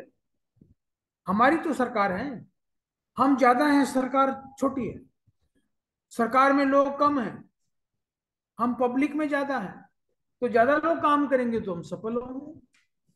सरकारी काम तो जरा छोटा होता है, आज ही नहीं, पुराने जमाने में भी सरकारी काम छोटा होता था, आम पब्लिक का काम बड़ा होता था। तो फिर हमने एक आम पब्लिक को साथ लेकर के जंगल लगाए, फिर गोचर में एक जंगल लगाया, फिर खेतों में भी एक जंगल लगाया, और उसको पैक कर दिए गए, उसमें वन्य जीव रहेंगे, वहां जो भी चीज बचे, लोमड़ी है, गिरगिट है, कीट पतंगे अंडे देते हैं वहां पर। जब कीट पतंगे बढ़ते हैं तो खेती बढ़ती है। हम लोगों ने कीट पतंगों को खूब मारा तो खेती कमजोर हो गई। तो हम कीट पतंगे जितने ज्यादा होंगे, बीमारियां कम लगेगी, जमीन उपजाऊ होगी। वो हम जो दिखता है वो उसको कीट मानते हैं, नहीं, बहुत सारे ऐसे कीट भी तो है ना जो हमको आंखों से नहीं दिखे और जमीन को उपजाऊ करते हैं, तो उन्हीं के साथ वो भी मर जाते हैं। जब हमारी भावनाएं पेस्टिसाइड डालने की हो, पक्षियों को भगाने की हो, हम अनभिज्ञ हैं, हम समझते नहीं है, और धीरे धीरे समझ कमजोर होती जा रही है। भले ही हम किताबें ज्यादा पढ़ें, कॉलेज में ज्यादा जाएं, पर हमारी सब चीजें कमजोर होती जा रही है। हमारे मकान कमजोर हो गए पहले से, इसी जमाने में मकान बने हुए तो मजबूत थे, आज कमजोर हैं। इसी प्रकार हमारी सारी भावनाएं कमजोर हैं। तो फिर हमको ज्यादा ध्यान देना चाहिए कि हम कमजोर क्यों हिंदुस्तान। तो हमने फिर जीवों के लिए जंगल लगाए सब जगह, और उसमें रास्ते नहीं होते हैं, उसमें वन्य जीव रहते हैं। ये सारे लोग ऐसे ऐसे काम करते करते बड़े काम किए, बड़े लोगों को तैयार किया। हर घर में हर व्यवस्था ये तैयार की गई, हर पक्षी के लिए भोजन, हर पक्षी के लिए पानी, हर पक्षी के लिए आवास, प्यार, सुरक्षा, ये सब की चूहे के लिए भी की। हमने एक चूहा घर भी बनाया जो गांव से आधा किलोमीटर दूर है, और कुछ हमने ये बात कही कि जो जीव हत्या करेगा उसके घर में भी, उसमें घर में भी हत्याएं होती है, वो हिंसक बनते हैं। हमने कहा कि नहीं, हम हर जीवों को बचाएंगे तो हमारे घर में शांति रहेगी, क्योंकि हमारा मानसिक जो है, हमारा दिमाग है, वो अहिंसा परमो धर्म होगा। तो हम सबकी रक्षा करेंगे, घर में भी क्यों लड़ेंगे। जब जीवों को नहीं मारते हैं तो घर वालों को थोड़ी तंग करेंगे हम लोग। तो लोगों को अच्छी समझ में आई, और सब लोग पिंजरे रखते हैं, छोटे छोटे चूहों को पकड़ करके चूहाघर छोड़ते हैं। और वो चूहाघर जैसा नहीं, वो जंगल है। हर गांव, वो उसमें लापुड़िया में 10 बीघे का है, तो वहां पर चूहे रहते हैं, वहां बिल्लियां भी रहती है, वहां सांप भी रहता है। तो उसमें भी कोई मनुष्य जाने का रास्ता नहीं है, पैक किए हुए हैं, सिर्फ उसमें जीव रहे हैं। तो वहाँ बहुत सारे, वहाँ मोर रहते हैं और सब रहते हैं, अंडे देते हैं वहां पर। और चूहा घर नाम शब्द दिया, ये चूहा घर है, चूहों को बचाओ, 7 दिन श्रमदान करो गाँव में। हर व्यक्ति हर व्यक्ति हर साल कम से कम 7 दिन श्रमदान करें, और ये पूरे शहर में, पूरे देश में ये लागू होना चाहिए। क्योंकि हम लोग सरकार की तरफ देखते रहते हैं। हम अगर हर व्यक्ति 7 दिन देने लग जाएं इन कामों के लिए, तो हमारे पास जो जितने बजट खर्च होते हैं वो कम हो जाएगा, तो जितना काम होगा उससे दुगना होगा। क्योंकि आम पब्लिक का देश है ये, सिर्फ सरकारों का देश नहीं है, हम सब का देश है। तो हम सबका काम करें, इसी प्रकार हमने गायों के लिए भी काम किया, चूहों के लिए काम किया, वन्य जीवों के लिए काम किया। हमारे यहाँ पे वन भूमि नहीं है, गोचर भूमि है या खेती की भूमि है, लेकिन जब गांव को देखते हैं तो ऐसा लगता है कि ये कोई वन भूमि का गांव है। गांव इतने हरे भरे हैं, वहां घर नहीं दिखते। तालाबों पे दोनों तरफ इतने पेड़ लगे कि पेड़ों की सुरंगें बन गई, आदमी छायों छायों में चला, और कुओं में इतना अच्छा पानी आ गया कि हाथ से पानी पियो। नेचर को हमने सर माथे माना, भगवान माना। भगवान ही है, हमें वो सांस देता है, हमें वो रोटी देता है, हमें वो बारिश देता है, हमें वो गंध की सोखता है। पूरा नेचर काम करता है, हम उसको समझ नहीं पाते। हम हमारे एम्स हैं, हम कहते हैं हमने सब कुछ किया, राज किया, सब कुछ किया, वो सब जंगल के पीछे किया। अगर जंगल नहीं हो तो हमारा दिमाग नहीं बने, फूल नहीं हो तो जो वातावरण में जो खुशबू है वो नहीं आएगी। तो ऐसा हमने वहाँ कुछ ऐसे इस टाइप के काम किए हमने। वो जब काम करते हैं तो उसकी सफलताएं मिलती है। एक से अनेक बनाते गए, पहले एक गांव तैयार हुआ, फिर दो, फिर तीन, फिर बहुत सारा इलाका तैयार हुआ, फिर पूरे स्टेट में ये अभियान है। हम वहाँ जाते भी हैं, उसको देखते हैं, फिर बातचीत होती है, फिर काम करते हैं, फिर बातचीत होती है। तो ये एक वातावरण बना है, और जब वातावरण गजब का काम करता है, किसी चीज का वातावरण नहीं हो तो वो काम नहीं होता। मान लीजिए कि अगर पेड़ लगाने का वातावरण नहीं और पेड़ काटने का वातावरण है, होता है कई गाँव में, तो एक से बहुत सारे लोग पेड़ काटते रहते हैं, बेचते रहते हैं। सार्वजनिक भूमि के भी पेड़ काट के बेचते हैं, और गांव वाले भी ठेके देने लग जाते हैं, पंचायतें ठेके देने लग जाती है कि ये पेड़ काट ले जाओ और पंचायत में इतने पैसे जमा करा। वातावरण नहीं है ना, तो वातावरण काम करता है कि नहीं, कोई पेड़ नहीं काटेगा, सब पेड़ लगाएंगे, पंचायत पेड़ लगाएगी, ग्राम पंचायत पेड़ लगाएगी, सरकारें पेड़ लगाएंगे, आम आदमी पेड़ लगाएंगे, सब जीवों की रक्षा करेंगे, प्रकृति की रक्षा करेंगे हम लोग, जिसमें जीते हैं, जिसमें आगे हमारे बच्चे जिएंगे, हमारी औलादें जिएगी, और हमारे पूरा एक पर्यावरण जो एक एक वातावरण है, उसमें बहुत सारे जीव जीते हैं, उनके लिए काम करना है। और हम लोगों ने ऐसी एक मुहिम चालू की, धरती जतन। बहुत बढ़िया, अजीत कुमार जी ने मुझे थोड़ा मार्गदर्शन किया। सर सर सर मैं थोड़ा सा एक और रिक्वेस्ट करूंगा, क्योंकि मैं तो इतने सालों से आपसे जुड़ा हूँ। एक एक चीज जब कहीं प्रेजेंटेशन की जरूरत पड़ेगी तो मुझे लग रहा है आपको मुझे साथ में रखना पड़ेगा। एक वो प्रयास जिसमें अभी गांव में एक भी अपने केस मुकदमे या कहीं पुलिस थाने में जाने की जरूरत नहीं होती, थोड़ा उसका भी एक बार जिक्र कर लें। और एक बार अपने सभी तालाबों का, जो अपने तालाब हैं तीनों, देव सागर, अन्न सागर, उसके बारे में थोड़ा चर्चा कर लें, हमारे लोगों को बहुत। बहुत बढ़िया सर बढ़िया। असल में आप कहीं भी देख लीजिए, गांव समझ लीजिए, घर समझ लीजिए, देश समझ लीजिए, जिसमें आंतरिक कलह होती है, आंतरिक लड़ाई होती है, उसका विकास रुकता है।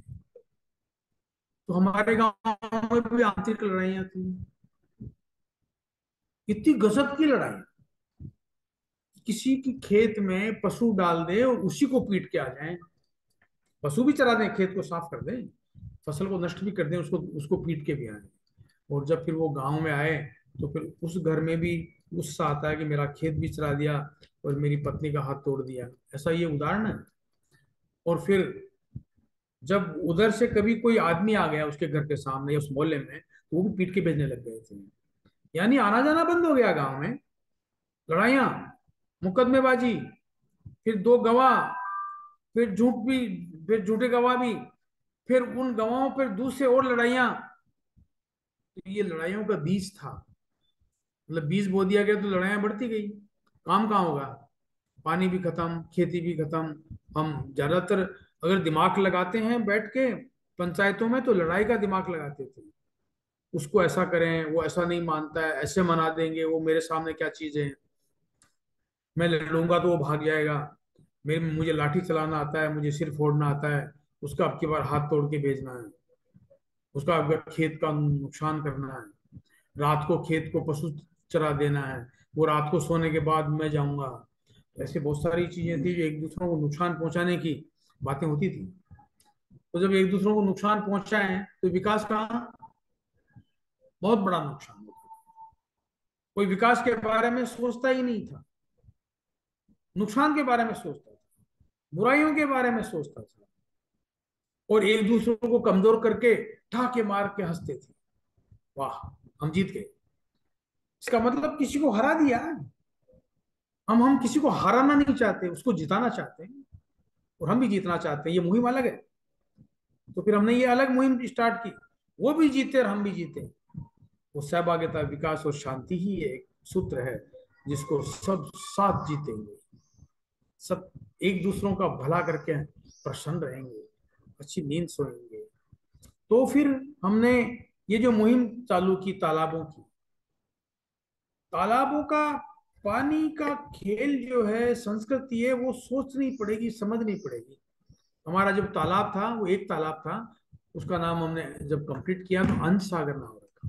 अनाज पैदा करने के लिए, जो गेहूं जो भी है उसको अनाज बोलते हैं इस एरिया में, उसकी सिंचाई करें, क्योंकि जनसंख्या बढ़ रही है तो अनाज भी पैदा करना है और पानी भी इकट्ठा करना है। उसका अन्न सागर तालाब रखा। फिर हमने एक फूल सागर तालाब बनाया, फूल खिलेंगे। लोगों को आइडिया देना पड़ेगा, लोगों को एक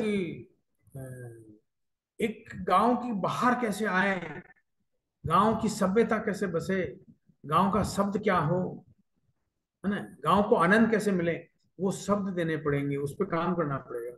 तो हमने फूल सागर नाम दिया एक तालाब पर। जब 5 दिन में उस तालाब को बना लिया, 2000 लोग काम करते थे, और 5 दिन में जब तालाब बन गया तो फिर उस तालाब पे बैठे, गुड़ बटा, ढोल बजा, तो कहा कि इस तालाब का नाम क्या रखें, क्योंकि इस तालाब से कोई पानी नहीं निकालेगा, ये ग्राउंड वाटर के लिए होगा। बाल्टी से पानी ले सकता है कोई, मोटर लगा के, इंजन लगा करके वैसे नहीं, और इसे सिंचाई नहीं करेंगे, सिर्फ वन्य जीव पिएंगे, पशु पिएंगे, और ग्राउंड वाटर होगा जिसमें कुओं में पानी होगा, तो ये पानी जमा होगा, वो जमीन में उतरेगा। तो फिर उसका नाम रखा ये फूल खिलेंगे, यानी कि हरियाली आएगी। और हरियाली में एक सिस्टम है कि जो भी हरियाली होती है, मतलब पौधे खिलते हैं, घास आता है, उसके फूल आता है, फूल के बाद दाना आता है, और वही जिंदगी है सबके लिए। तो हमने उसका नाम फूल सागर रखा, वे फूल खिलेंगे। तो बड़ा अच्छा लगा। आज यात्राओं में फूल सागर पर चर्चा होती है, नाम क्यों रखा।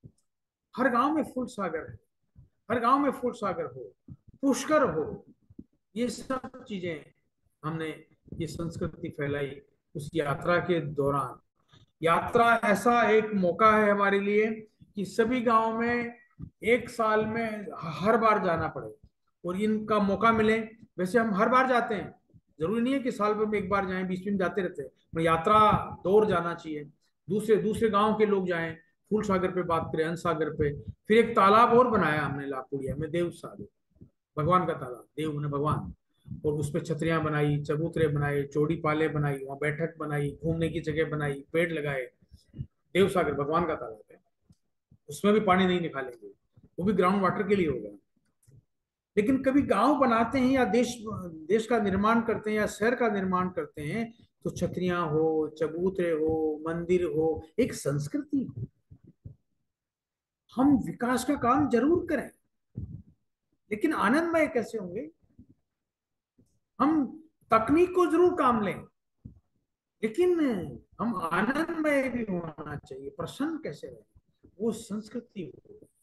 एक दूसरों को देखना, समझना, प्यार करना, त्योहारों में जाना, लोगों को पूछना, कोई बीमार पड़े तो जाना, पानी के लिए पूछना, समस्या के लिए पूछना, और एक दिल में दुख पैदा हो, कोई कष्टमय है, तब हम आनंदमय हो सकते हैं। तो हमने फिर वो देव सागर नाम पड़ा, और वो तालाब बने।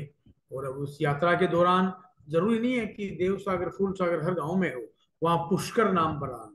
हम पुष्कर का जल लाते हैं, जब यात्रा चलती है तो पुष्कर का जल हर तालाब में विसर्जित किया जाता है। तो ये कहते हैं कि इस गांव का अब ये पुष्कर है।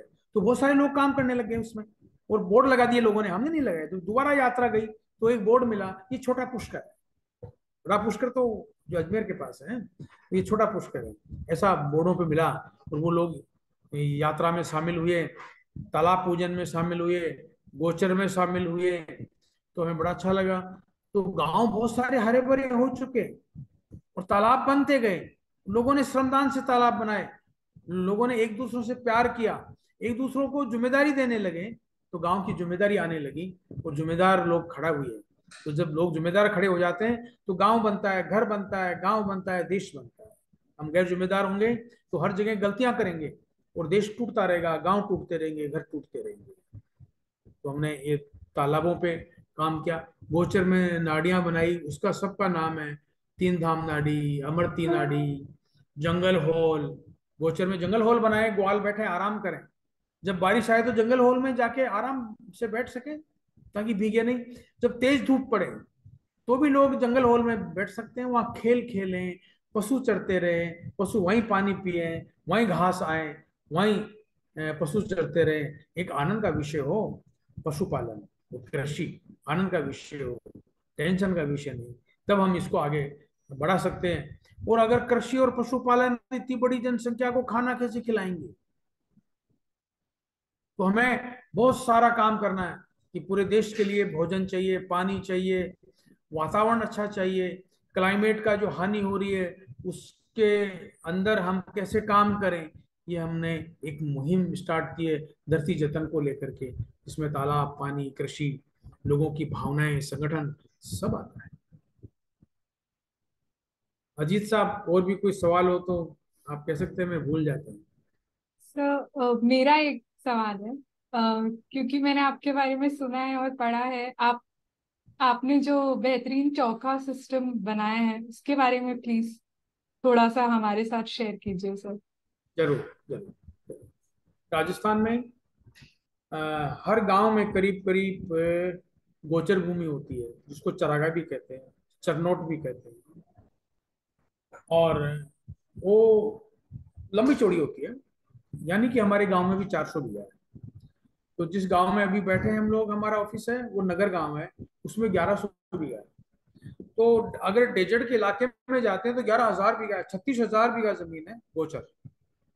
तो जब उसमें पानी आता है तो पानी एक साइड में चलता है। ये पानी का स्वभाव होता है कि वो पानी, कुछ जगह झीलें होती है, सब जगह झीलें नहीं, कुछ जगह गड्ढे होते हैं, उसमें कुछ पानी रुकता है।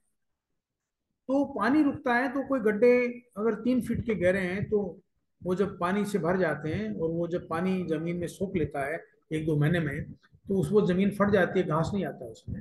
आप भी कभी देखें, तालाब जब सूख जाता है तो तालाब में घास नहीं आता है उसके बाद। ऐसे ही वो गड्ढों का खेल है। तो ऐसे ही 1 फुट का गड्ढा होता है, तो वो जब पानी से भरता है, वो जमीन में चला जाता है, तो उसमें घास आता है, बाकी जगह नहीं आता, पर उस 1 फीट के गड्ढे में आता है। ये हमने तकनीक देखी, हमने ये समझा गोचर में जाकर के, जमीनों में जाकर के। तो वो जो चौका सिस्टम तैयार किया ना, उसमें 1 फीट से 9 इंच पानी रुकता है पूरे 400 बीघा या पूरे 1100 बीघा में। तो जो जो बारिश होती है तो वहां पानी ठहरता रहता है, ठहरता रहता है। हर हर बारिश का पानी जमीन में जाता है तो ग्राउंड वाटर ऊपर आता है, कुएं रिचार्ज होते हैं, और वो मॉइस्चर इतना बढ़ जाता है कि वहां पर अगर जमीन पे ऐसे चुट्टी मारोगे तो उसमें मॉइस्चर मिलेगा।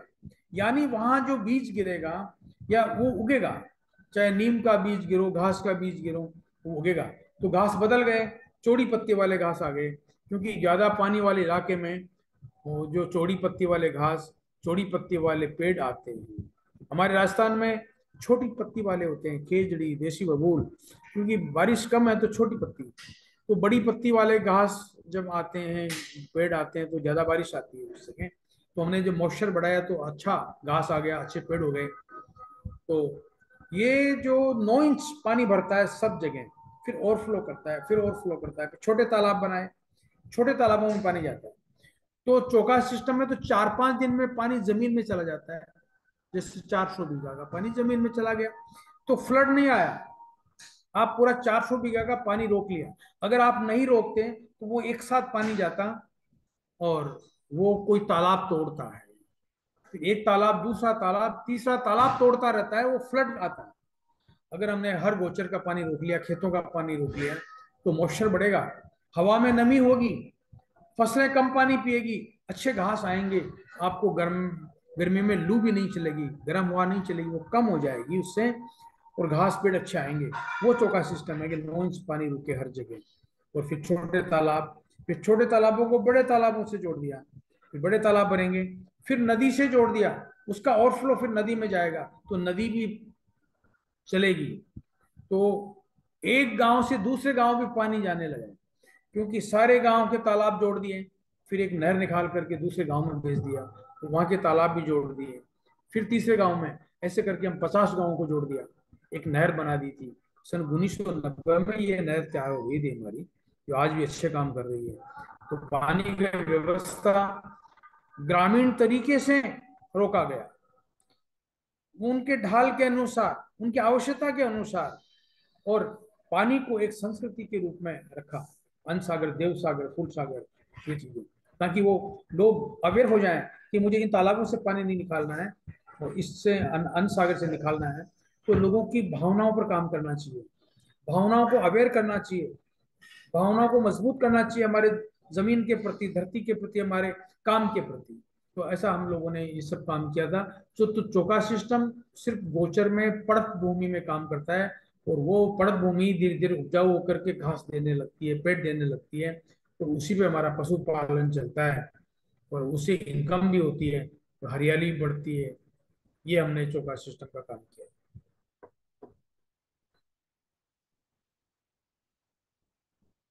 थैंक यू सर कि आपने बताया। अजीत सर, आप कुछ और पूछना चाहेंगे? नम्रता, क्वेश्चन बहुत आए हुए हैं पार्टिसिपेंट्स के, मैं जी जी जी चाहता हूं कि उनके प्रश्न को जरूर पूछा जाए, सबके जी प्रश्न को। जी सर, तो मैं सर क्वेश्चन की तरफ बढ़ती हूँ। जी जी। जी। पहला सर क्वेश्चन आया है, वन्य जीव संरक्षण तथा जंगल बचाने के लिए क्या किया जा सकता है?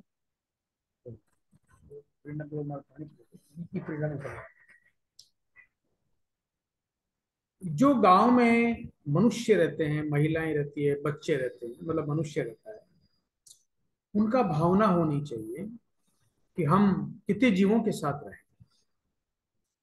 अभी आज तक ये भावना होती गई कि हम जिए तो बाकी जीव मर जाए, इसीलिए हमने पेस्टिसाइड बनाया। इसीलिए अगर कोई घर में सांप होता तो मारना काम, उसको मारेंगे। बिल्ली को मारते हैं लोग भी, चूहों को मारते हैं।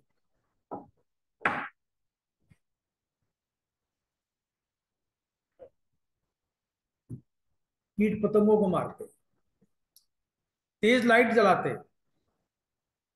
तेज लाइट जलाना आम आदमी की बस की नहीं है कि उससे क्या नुकसान होता है, इससे बहुत बड़ा नुकसान होता है। ये प्रकाश भी प्रदूषण है जो हम फैलाते हैं, सूर्य का नहीं है, चंद्रमा का नहीं है।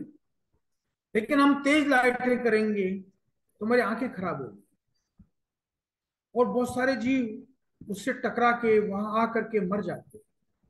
और वो जीव कृषि के लिए बहुत अच्छे होते हैं, जमीन के लिए अच्छे होते हैं, वो नहीं समझ पाते इन चीजों को, क्योंकि हर जीव की इतनी बुद्धि नहीं होती है।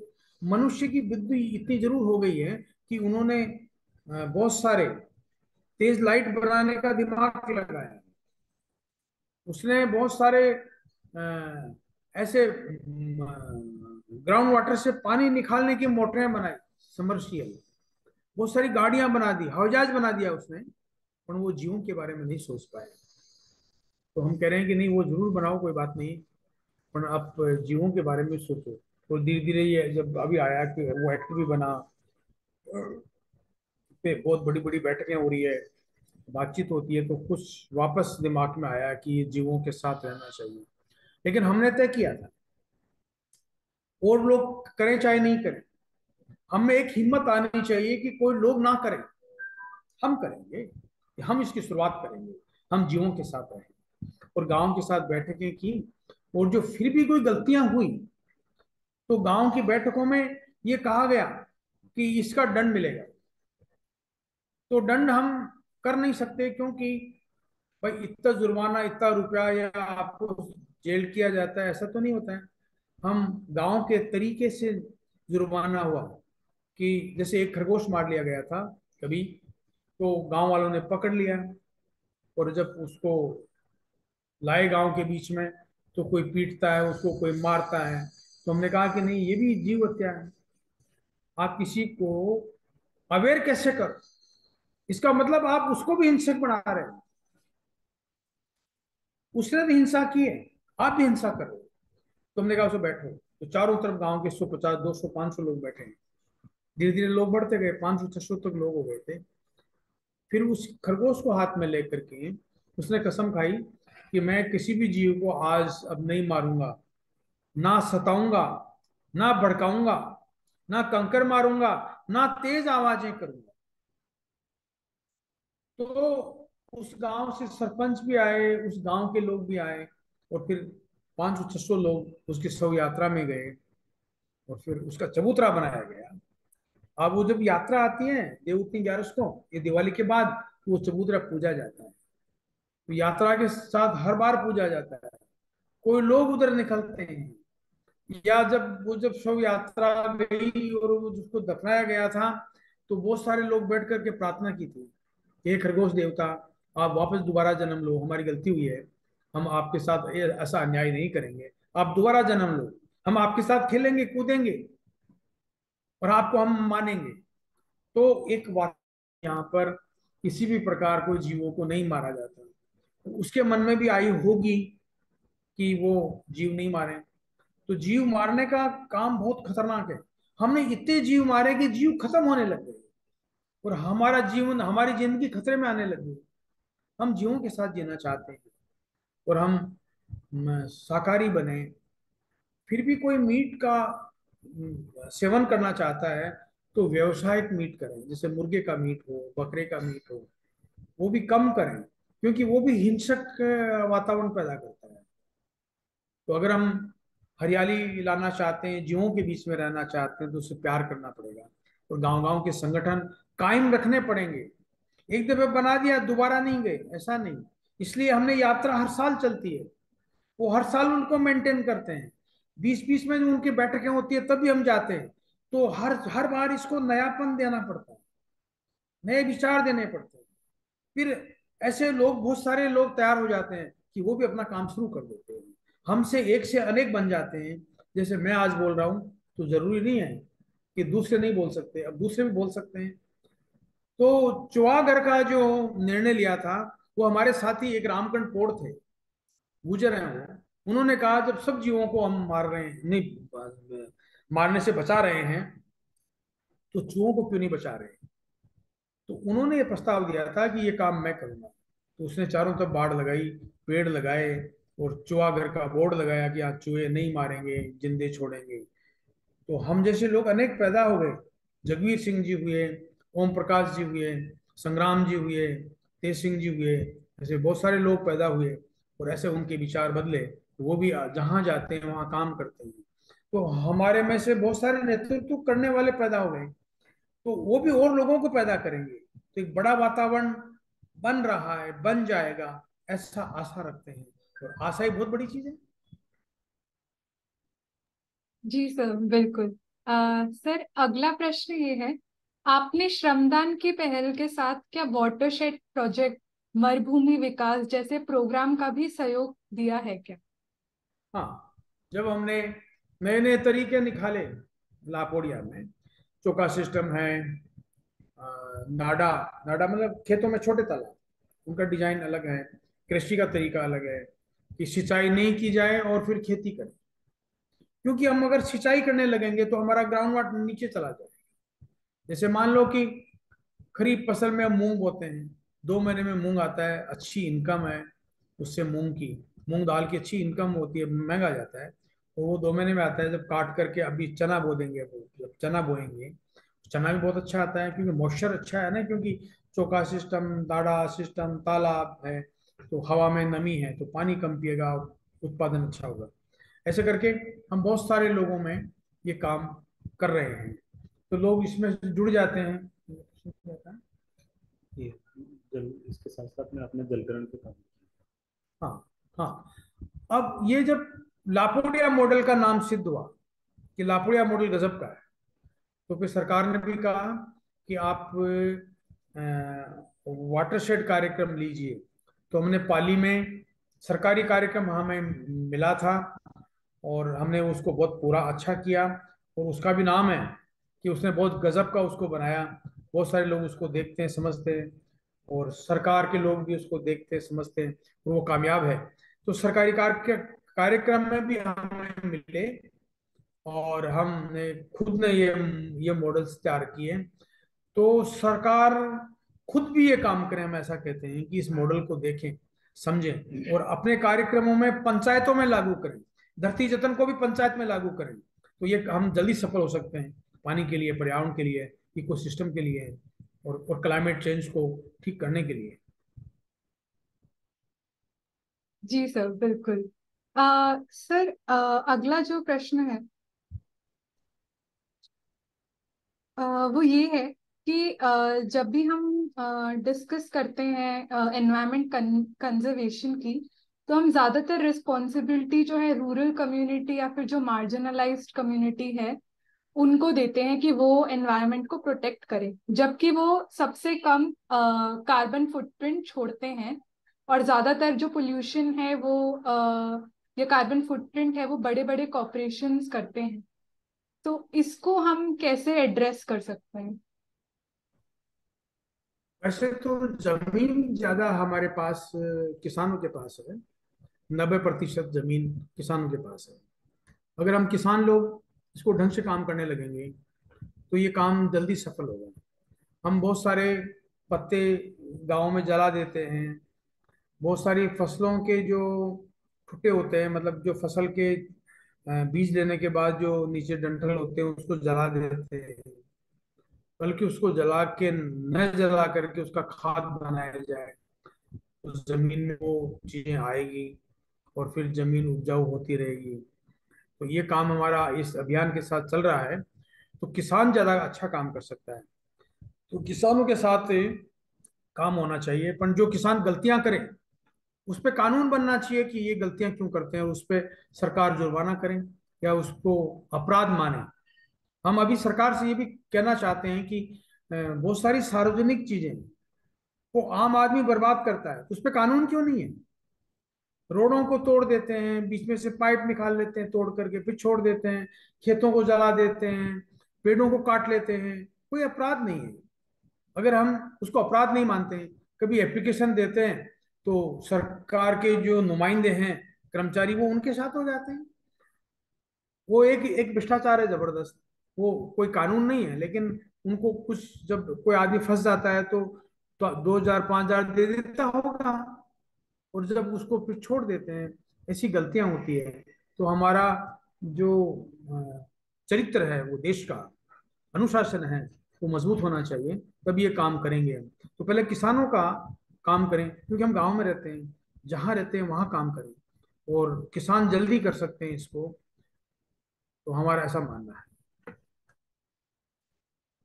जी सर। सर, अगला प्रश्न ये है कि प्लास्टिक को कम इस्तेमाल करना या पेड़ लगाना से ज्यादा बहुत फर्क नहीं पड़ता है एनवायरनमेंट पे। तो हम ऐसा क्या स्टेप ले सकते हैं इंडिविजुअल लेवल पे जिससे हम ज्यादा से ज्यादा इम्पैक्ट, पॉजिटिव इम्पैक्ट एनवायरनमेंट पे बना सकते हमारे घर में अगर प्लास्टिक दिखता है, प्लास्टिक में पानी दिखता है, तो हमें खुद को नफरत होनी चाहिए। तो हम जब प्लास्टिक की थैली क्यों लाएंगे? कोई देता है तो उसको टोकना चाहिए। ये मेरे साथ ही हुआ है कि दूदू में, जोधपुर मिष्ठान भंडार है, दूदू हमारे कस्बा है पास में, तो हर बार हम वहाँ मिठाई लेने जाते हैं और उनको सिखाया जाता होगा, दुकानों को, या मिठाइयों की दुकान होती है, कि उसमें कागज के डिब्बे में मिठाइयों को जमा करके और फिर तोला जाता है, फिर एक प्लास्टिक का थैला लेकर के उस डिब्बे में डाल करके फिर दिया जाता है, ताकि सम्मान से दिया जाए। वो ऐसा होता होगा। हमने वो थैली उनको वापस पकड़ाई और ये कहा कि जो इसमें दूध की मिठाई है, बर्फी है, तो आप ये प्लास्टिक देंगे ना तो ये दूध की मिठाई बनना बंद हो जाएगी। तो वो एकदम चमके, आगे तो कुछ बोल नहीं पाए, थैली वापस ले ली। जब हम फिर 2 4 महीने बाद कोई काम पड़ा तो फिर उनसे मिठाई मांगी, तो उसने वही तरीका अपनाया, वापस वही प्लास्टिक की थैली दी। तो हमने उनको फिर कहा कि भाई ये थैली आप वापस लीजिए, ये मिठाई बनना बंद हो जाएगी। तो उसने उसने याद रखा। वो बोलता है, आपने पहले भी मुझे एक दफे टोका। तो हमारी टोकने की आदत होनी चाहिए, पर हम अवेयर नहीं है, टोकेंगे क्या? हम संकल्पबद्ध नहीं है। हमको संकल्प लेना पड़ेगा, ये काम हम नहीं करेंगे, या ये अच्छा काम है, ये संकल्प लेना पड़ेगा, ये हम काम करेंगे, तब टोकना शुरू होगा ना। अगर हम किसी चीज को पचाते रहेंगे तो हम गलतियों को भी पचाते रहेंगे और वो गलतियां आगे बढ़ती रहेगी। तो ये प्लास्टिक को हमको नफरत होनी चाहिए कि हमारी बाल्टी भी, मग्गे भी प्लास्टिक के नहीं होने चाहिए, तब हम ये इसको इजाद पा सकते हैं, वरना बड़ा मुश्किल है। कानून एक जगह है और कर्म एक जगह है। अगर हम कर्म करेंगे तो हम जल्दी सफल होंगे। कानून उसको सपोर्ट करता है कि आप कर्म करोगे तो कानून सपोर्ट करेगा, वरना कानून से ही चले तो बड़ा मुश्किल है। चलता नहीं है कानून, फेल हो जाता है, दिखता नहीं है वो। कानून कुछ काम कुछ यूं हो जाता है, तो फिर कानून टूटने लगता है। अधिकतर कानून बनाने वाले ही ज्यादा टोकते हैं, ज्यादा कानून तोड़ते हैं। उनको खुद को चाहिए कि वो इन चीजों को पालन करें। अगर कानून बनाने वाले ये तय कर लें कि हमें ये कानून चलाना है, तो ये बहुत जल्दी चलेगा। जी। Sir, thank you. सर, अगला प्रश्न ये है कि क्या हम लोग जो लाइट घर में जलाते हैं वो भी वातावरण को नुकसान करता है? आज के युग के अनुसार हमको पढ़ना है, हमें कुछ चीजें देखनी है, और लाइट अलग अलग होनी चाहिए। डिम लाइट होनी चाहिए, फिर उस काम के अनुसार लाइट होनी चाहिए। लेकिन हमारे एरिया में कहीं एक खनन हो रहा है, मतलब खान खोदी जा रही है, तो एक लंबा उन्होंने बड़ा खंभा लगाया और उस पर बहुत बड़ी बड़ी लाइटें लगा रखी है। वहां पे इस एरिया में कीट ही कम हो गए, क्योंकि उस लाइट से टकराते होंगे, मरते होंगे, बहुत सारे पक्षी पशु परेशान होते होंगे। हमसे वो ज्यादा परेशान होते हैं, क्योंकि वो पर्यावरण में जीने वाले हैं। हम बिगर पर्यावरण भी थोड़ा बहुत जी लेते हैं। इसलिए हमको लाइट सोच समझ के जलानी चाहिए। अनावश्यक तो नहीं जलानी चाहिए। अनावश्यक पंखे लाइट नहीं जलानी चाहिए, क्योंकि जब आदमी बाहर जाए तो बंद करके जाए। जितनी आवश्यकता हो उतनी जलाएं। सोने के बाद तो बिल्कुल नहीं जलाएं। मून लाइट होनी चाहिए ताकि वो बाहर आ जा सके, बस। लेकिन कई लोग तो तेज लाइट जला के सोते हैं। खुले में लाइट, और खुले में लाइट क्यों जलाना चाहिए? गलत होता है वो खुले की लाइट, वो नुकसान करती है बहुत, पक्षियों को नुकसान करती है। जहाँ तेज लाइट होगी वहां पक्षी बैठते ही नहीं, वहां कीट पतंगे भाग जाते हैं। हम जनसंख्या बढ़ती जा रही है, इतनी कितनी तेज लाइट जलाएंगे, वो ऊर्जा भी फालतू खर्च हो रही है। ऊर्जा में भी बहुत सारा पैसा लगता है, और वो नुकसान भी करती है। इसको सोच समझ के काम करना चाहिए। बिल्कुल सही कहा सर आपने। सर, अगला जो प्रश्न है वो ये है कि इलेक्ट्रिक फेंसिंग जो है वो इलीगल है।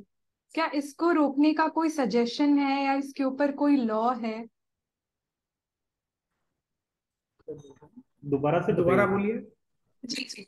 इलेक्ट्रिक फेंसिंग जो होती है सर, हाँ, ये जो ये हाँ जी, बिजली वाली फेंसिंग वो इलीगल होती है।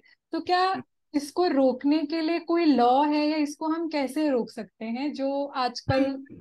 इसके लिए लोटो है। ये नहीं लगानी चाहिए। उसमें हर जीव मरता है या परेशान होता है।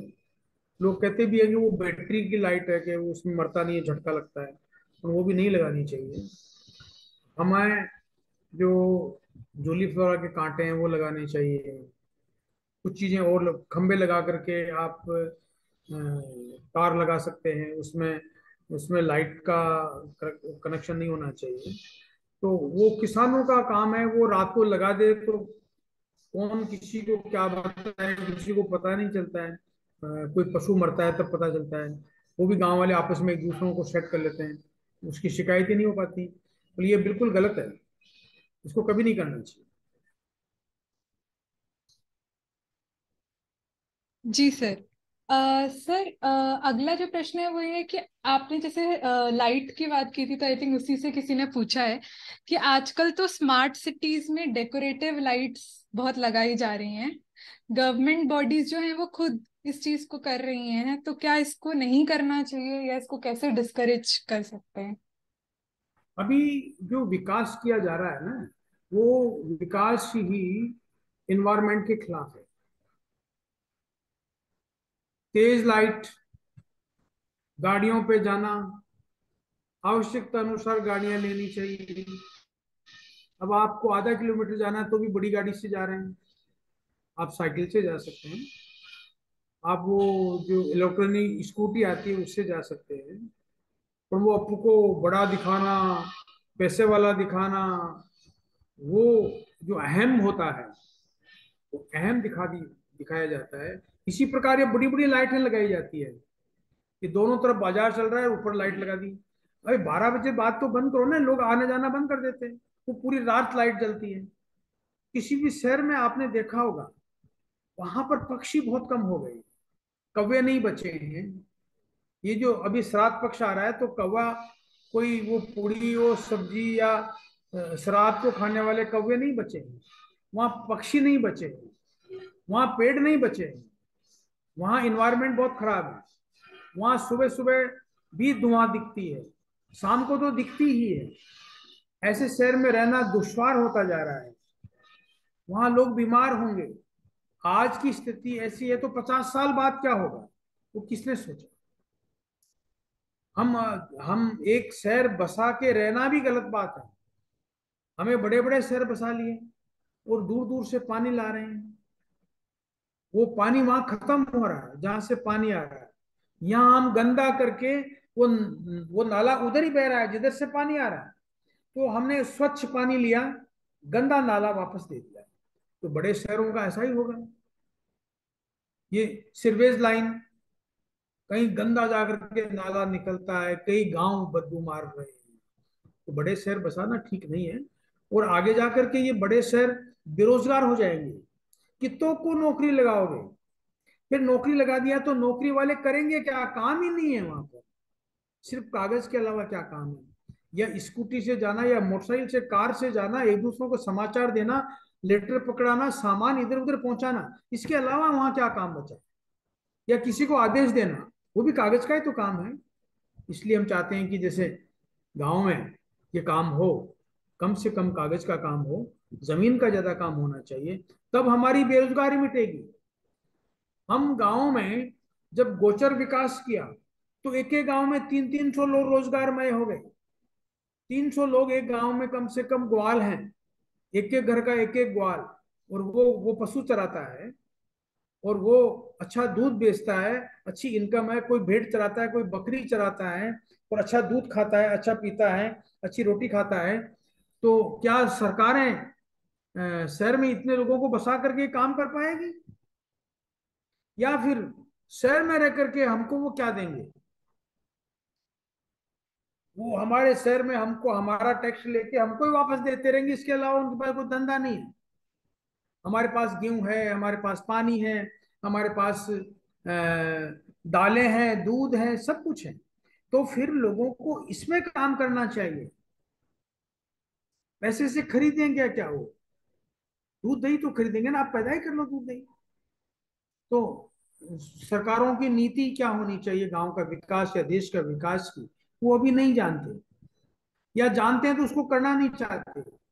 क्योंकि पैसा ज्यादा इकट्ठा होना चाहिए, ज्यादा पैसा देना है, उसे वोट मिलेगा, लेकिन देश नहीं बन पाएगा।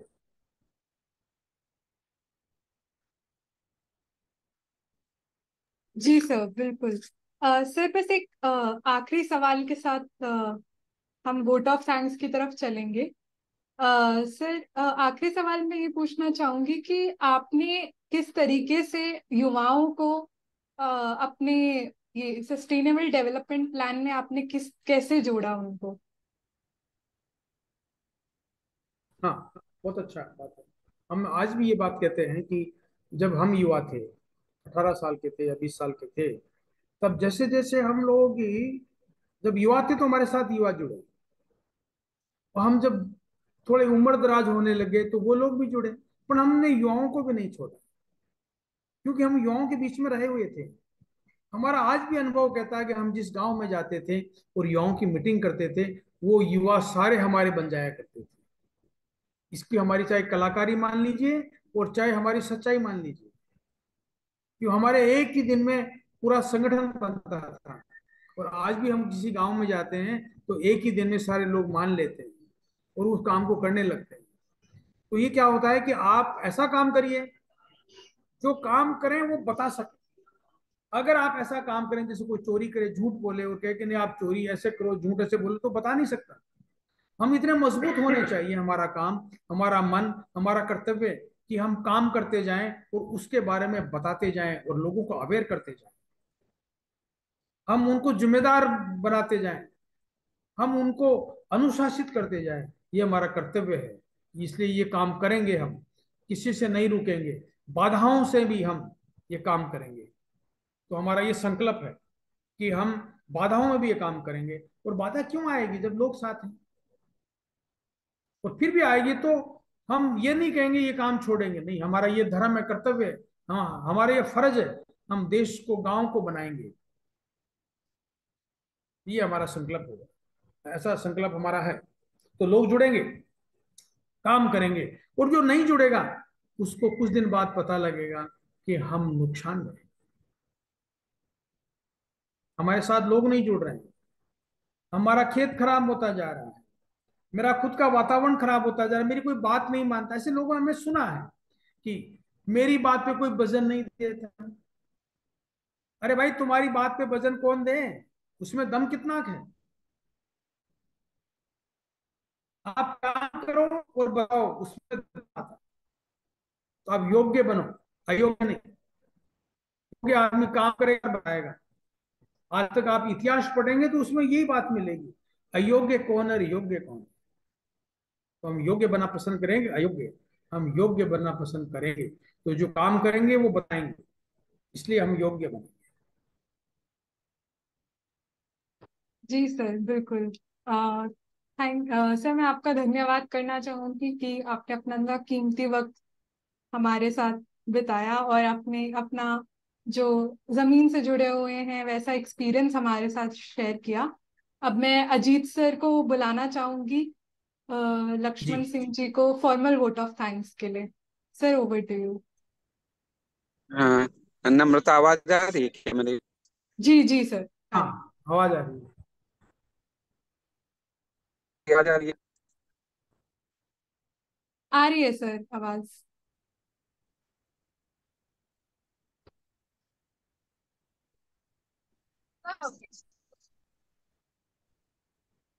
सर। जी। जी जी। जी सर, हाँ। आप प्रोसीड कर सकते हैं जी। चूंकि बहुत क्या आवाज दिक्कत है? वो ट्रेवल कर रहे हो, इसलिए सर, बंद थोड़ी वॉइस आपकी कट रही है। क्योंकि सर, अ, मुझे लग रहा है आप तो पता नहीं है। जी सर, नेटवर्क का इश्यू हो सकता। कोई बात जी। नहीं, हम जी, भाई कुछ और भी लास्ट। सुनाई नहीं दे पुराने रहा है क्या? मित्र हैं। हाँ, आप सुनाई दे रहे हैं सर, बट बीच में वॉइस थोड़ी ब्रेक होने लगती है। अभी ठीक है। हेलो। हम गांव को हम शहर क्यों बनाएंगे? अगर गांव को भी हम शहर बना, गांव का महत्व रहेगा।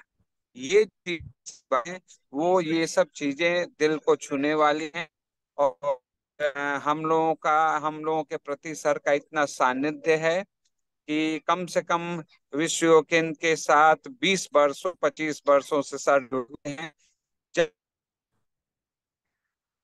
भी हम एक सर का आशीर्वाद आते हैं, याद करते हैं, और सर हमारे लिए बिल्कुल हाजिर होते हैं। ये हमारे लिए सबसे बड़ी गर्व की बात है। मैं विश्व योग की तरफ से, मेवाड़ ग्रुप ऑफ इंस्टीट्यूशन की तरफ से सर को बहुत बहुत धन्यवाद देना चाहूंगा। सर एक जब दिल्ली आते हैं तो जरूर याद करना होता है विश्व योग को। इसमें हम अपने आप को गौरवान्वित महसूस करते हैं कि कम से कम सर के दिल में विश्व योग के प्रति इतनी जगह है। मैं प्रतिभागियों की तरफ से, मुझे लग रहा है सर आपके जमीनी स्तर पर काम किए हुए इससे हमारे प्रतिभागी बहुत लाभान्वित हुए होंगे, बहुत जानकारी लेंगे और वो जीवन में उतारने की कोशिश करेंगे, ऐसी मुझे उम्मीद है। मैं फिर से आपको आभार व्यक्त करता हूं सर, आपका समय निकालने के लिए बहुत बहुत धन्यवाद सर। और अपने प्रतिभागियों का भी, जो इतने समय से आपको सुनने के लिए बिल्कुल लालाई बैठे हुए हैं, ये वो लोग हैं जो सीख कर अपने गांव पर उन सीखे हुए चीजों को उतारने के लिए बिल्कुल बेताब हैं। मुझे उम्मीद है कि जो भी आज उन्होंने अमल में लाने की कोशिश करेंगे, सबको इसी के साथ बहुत बहुत ठीक साहब, सबको नमस्कार। और धन्यवाद। विश्व योग केंद्र से हम, सच बात है कि 20-25 साल से जुड़े हुए हैं। ठीक साहब, धन्यवाद। धन्यवाद।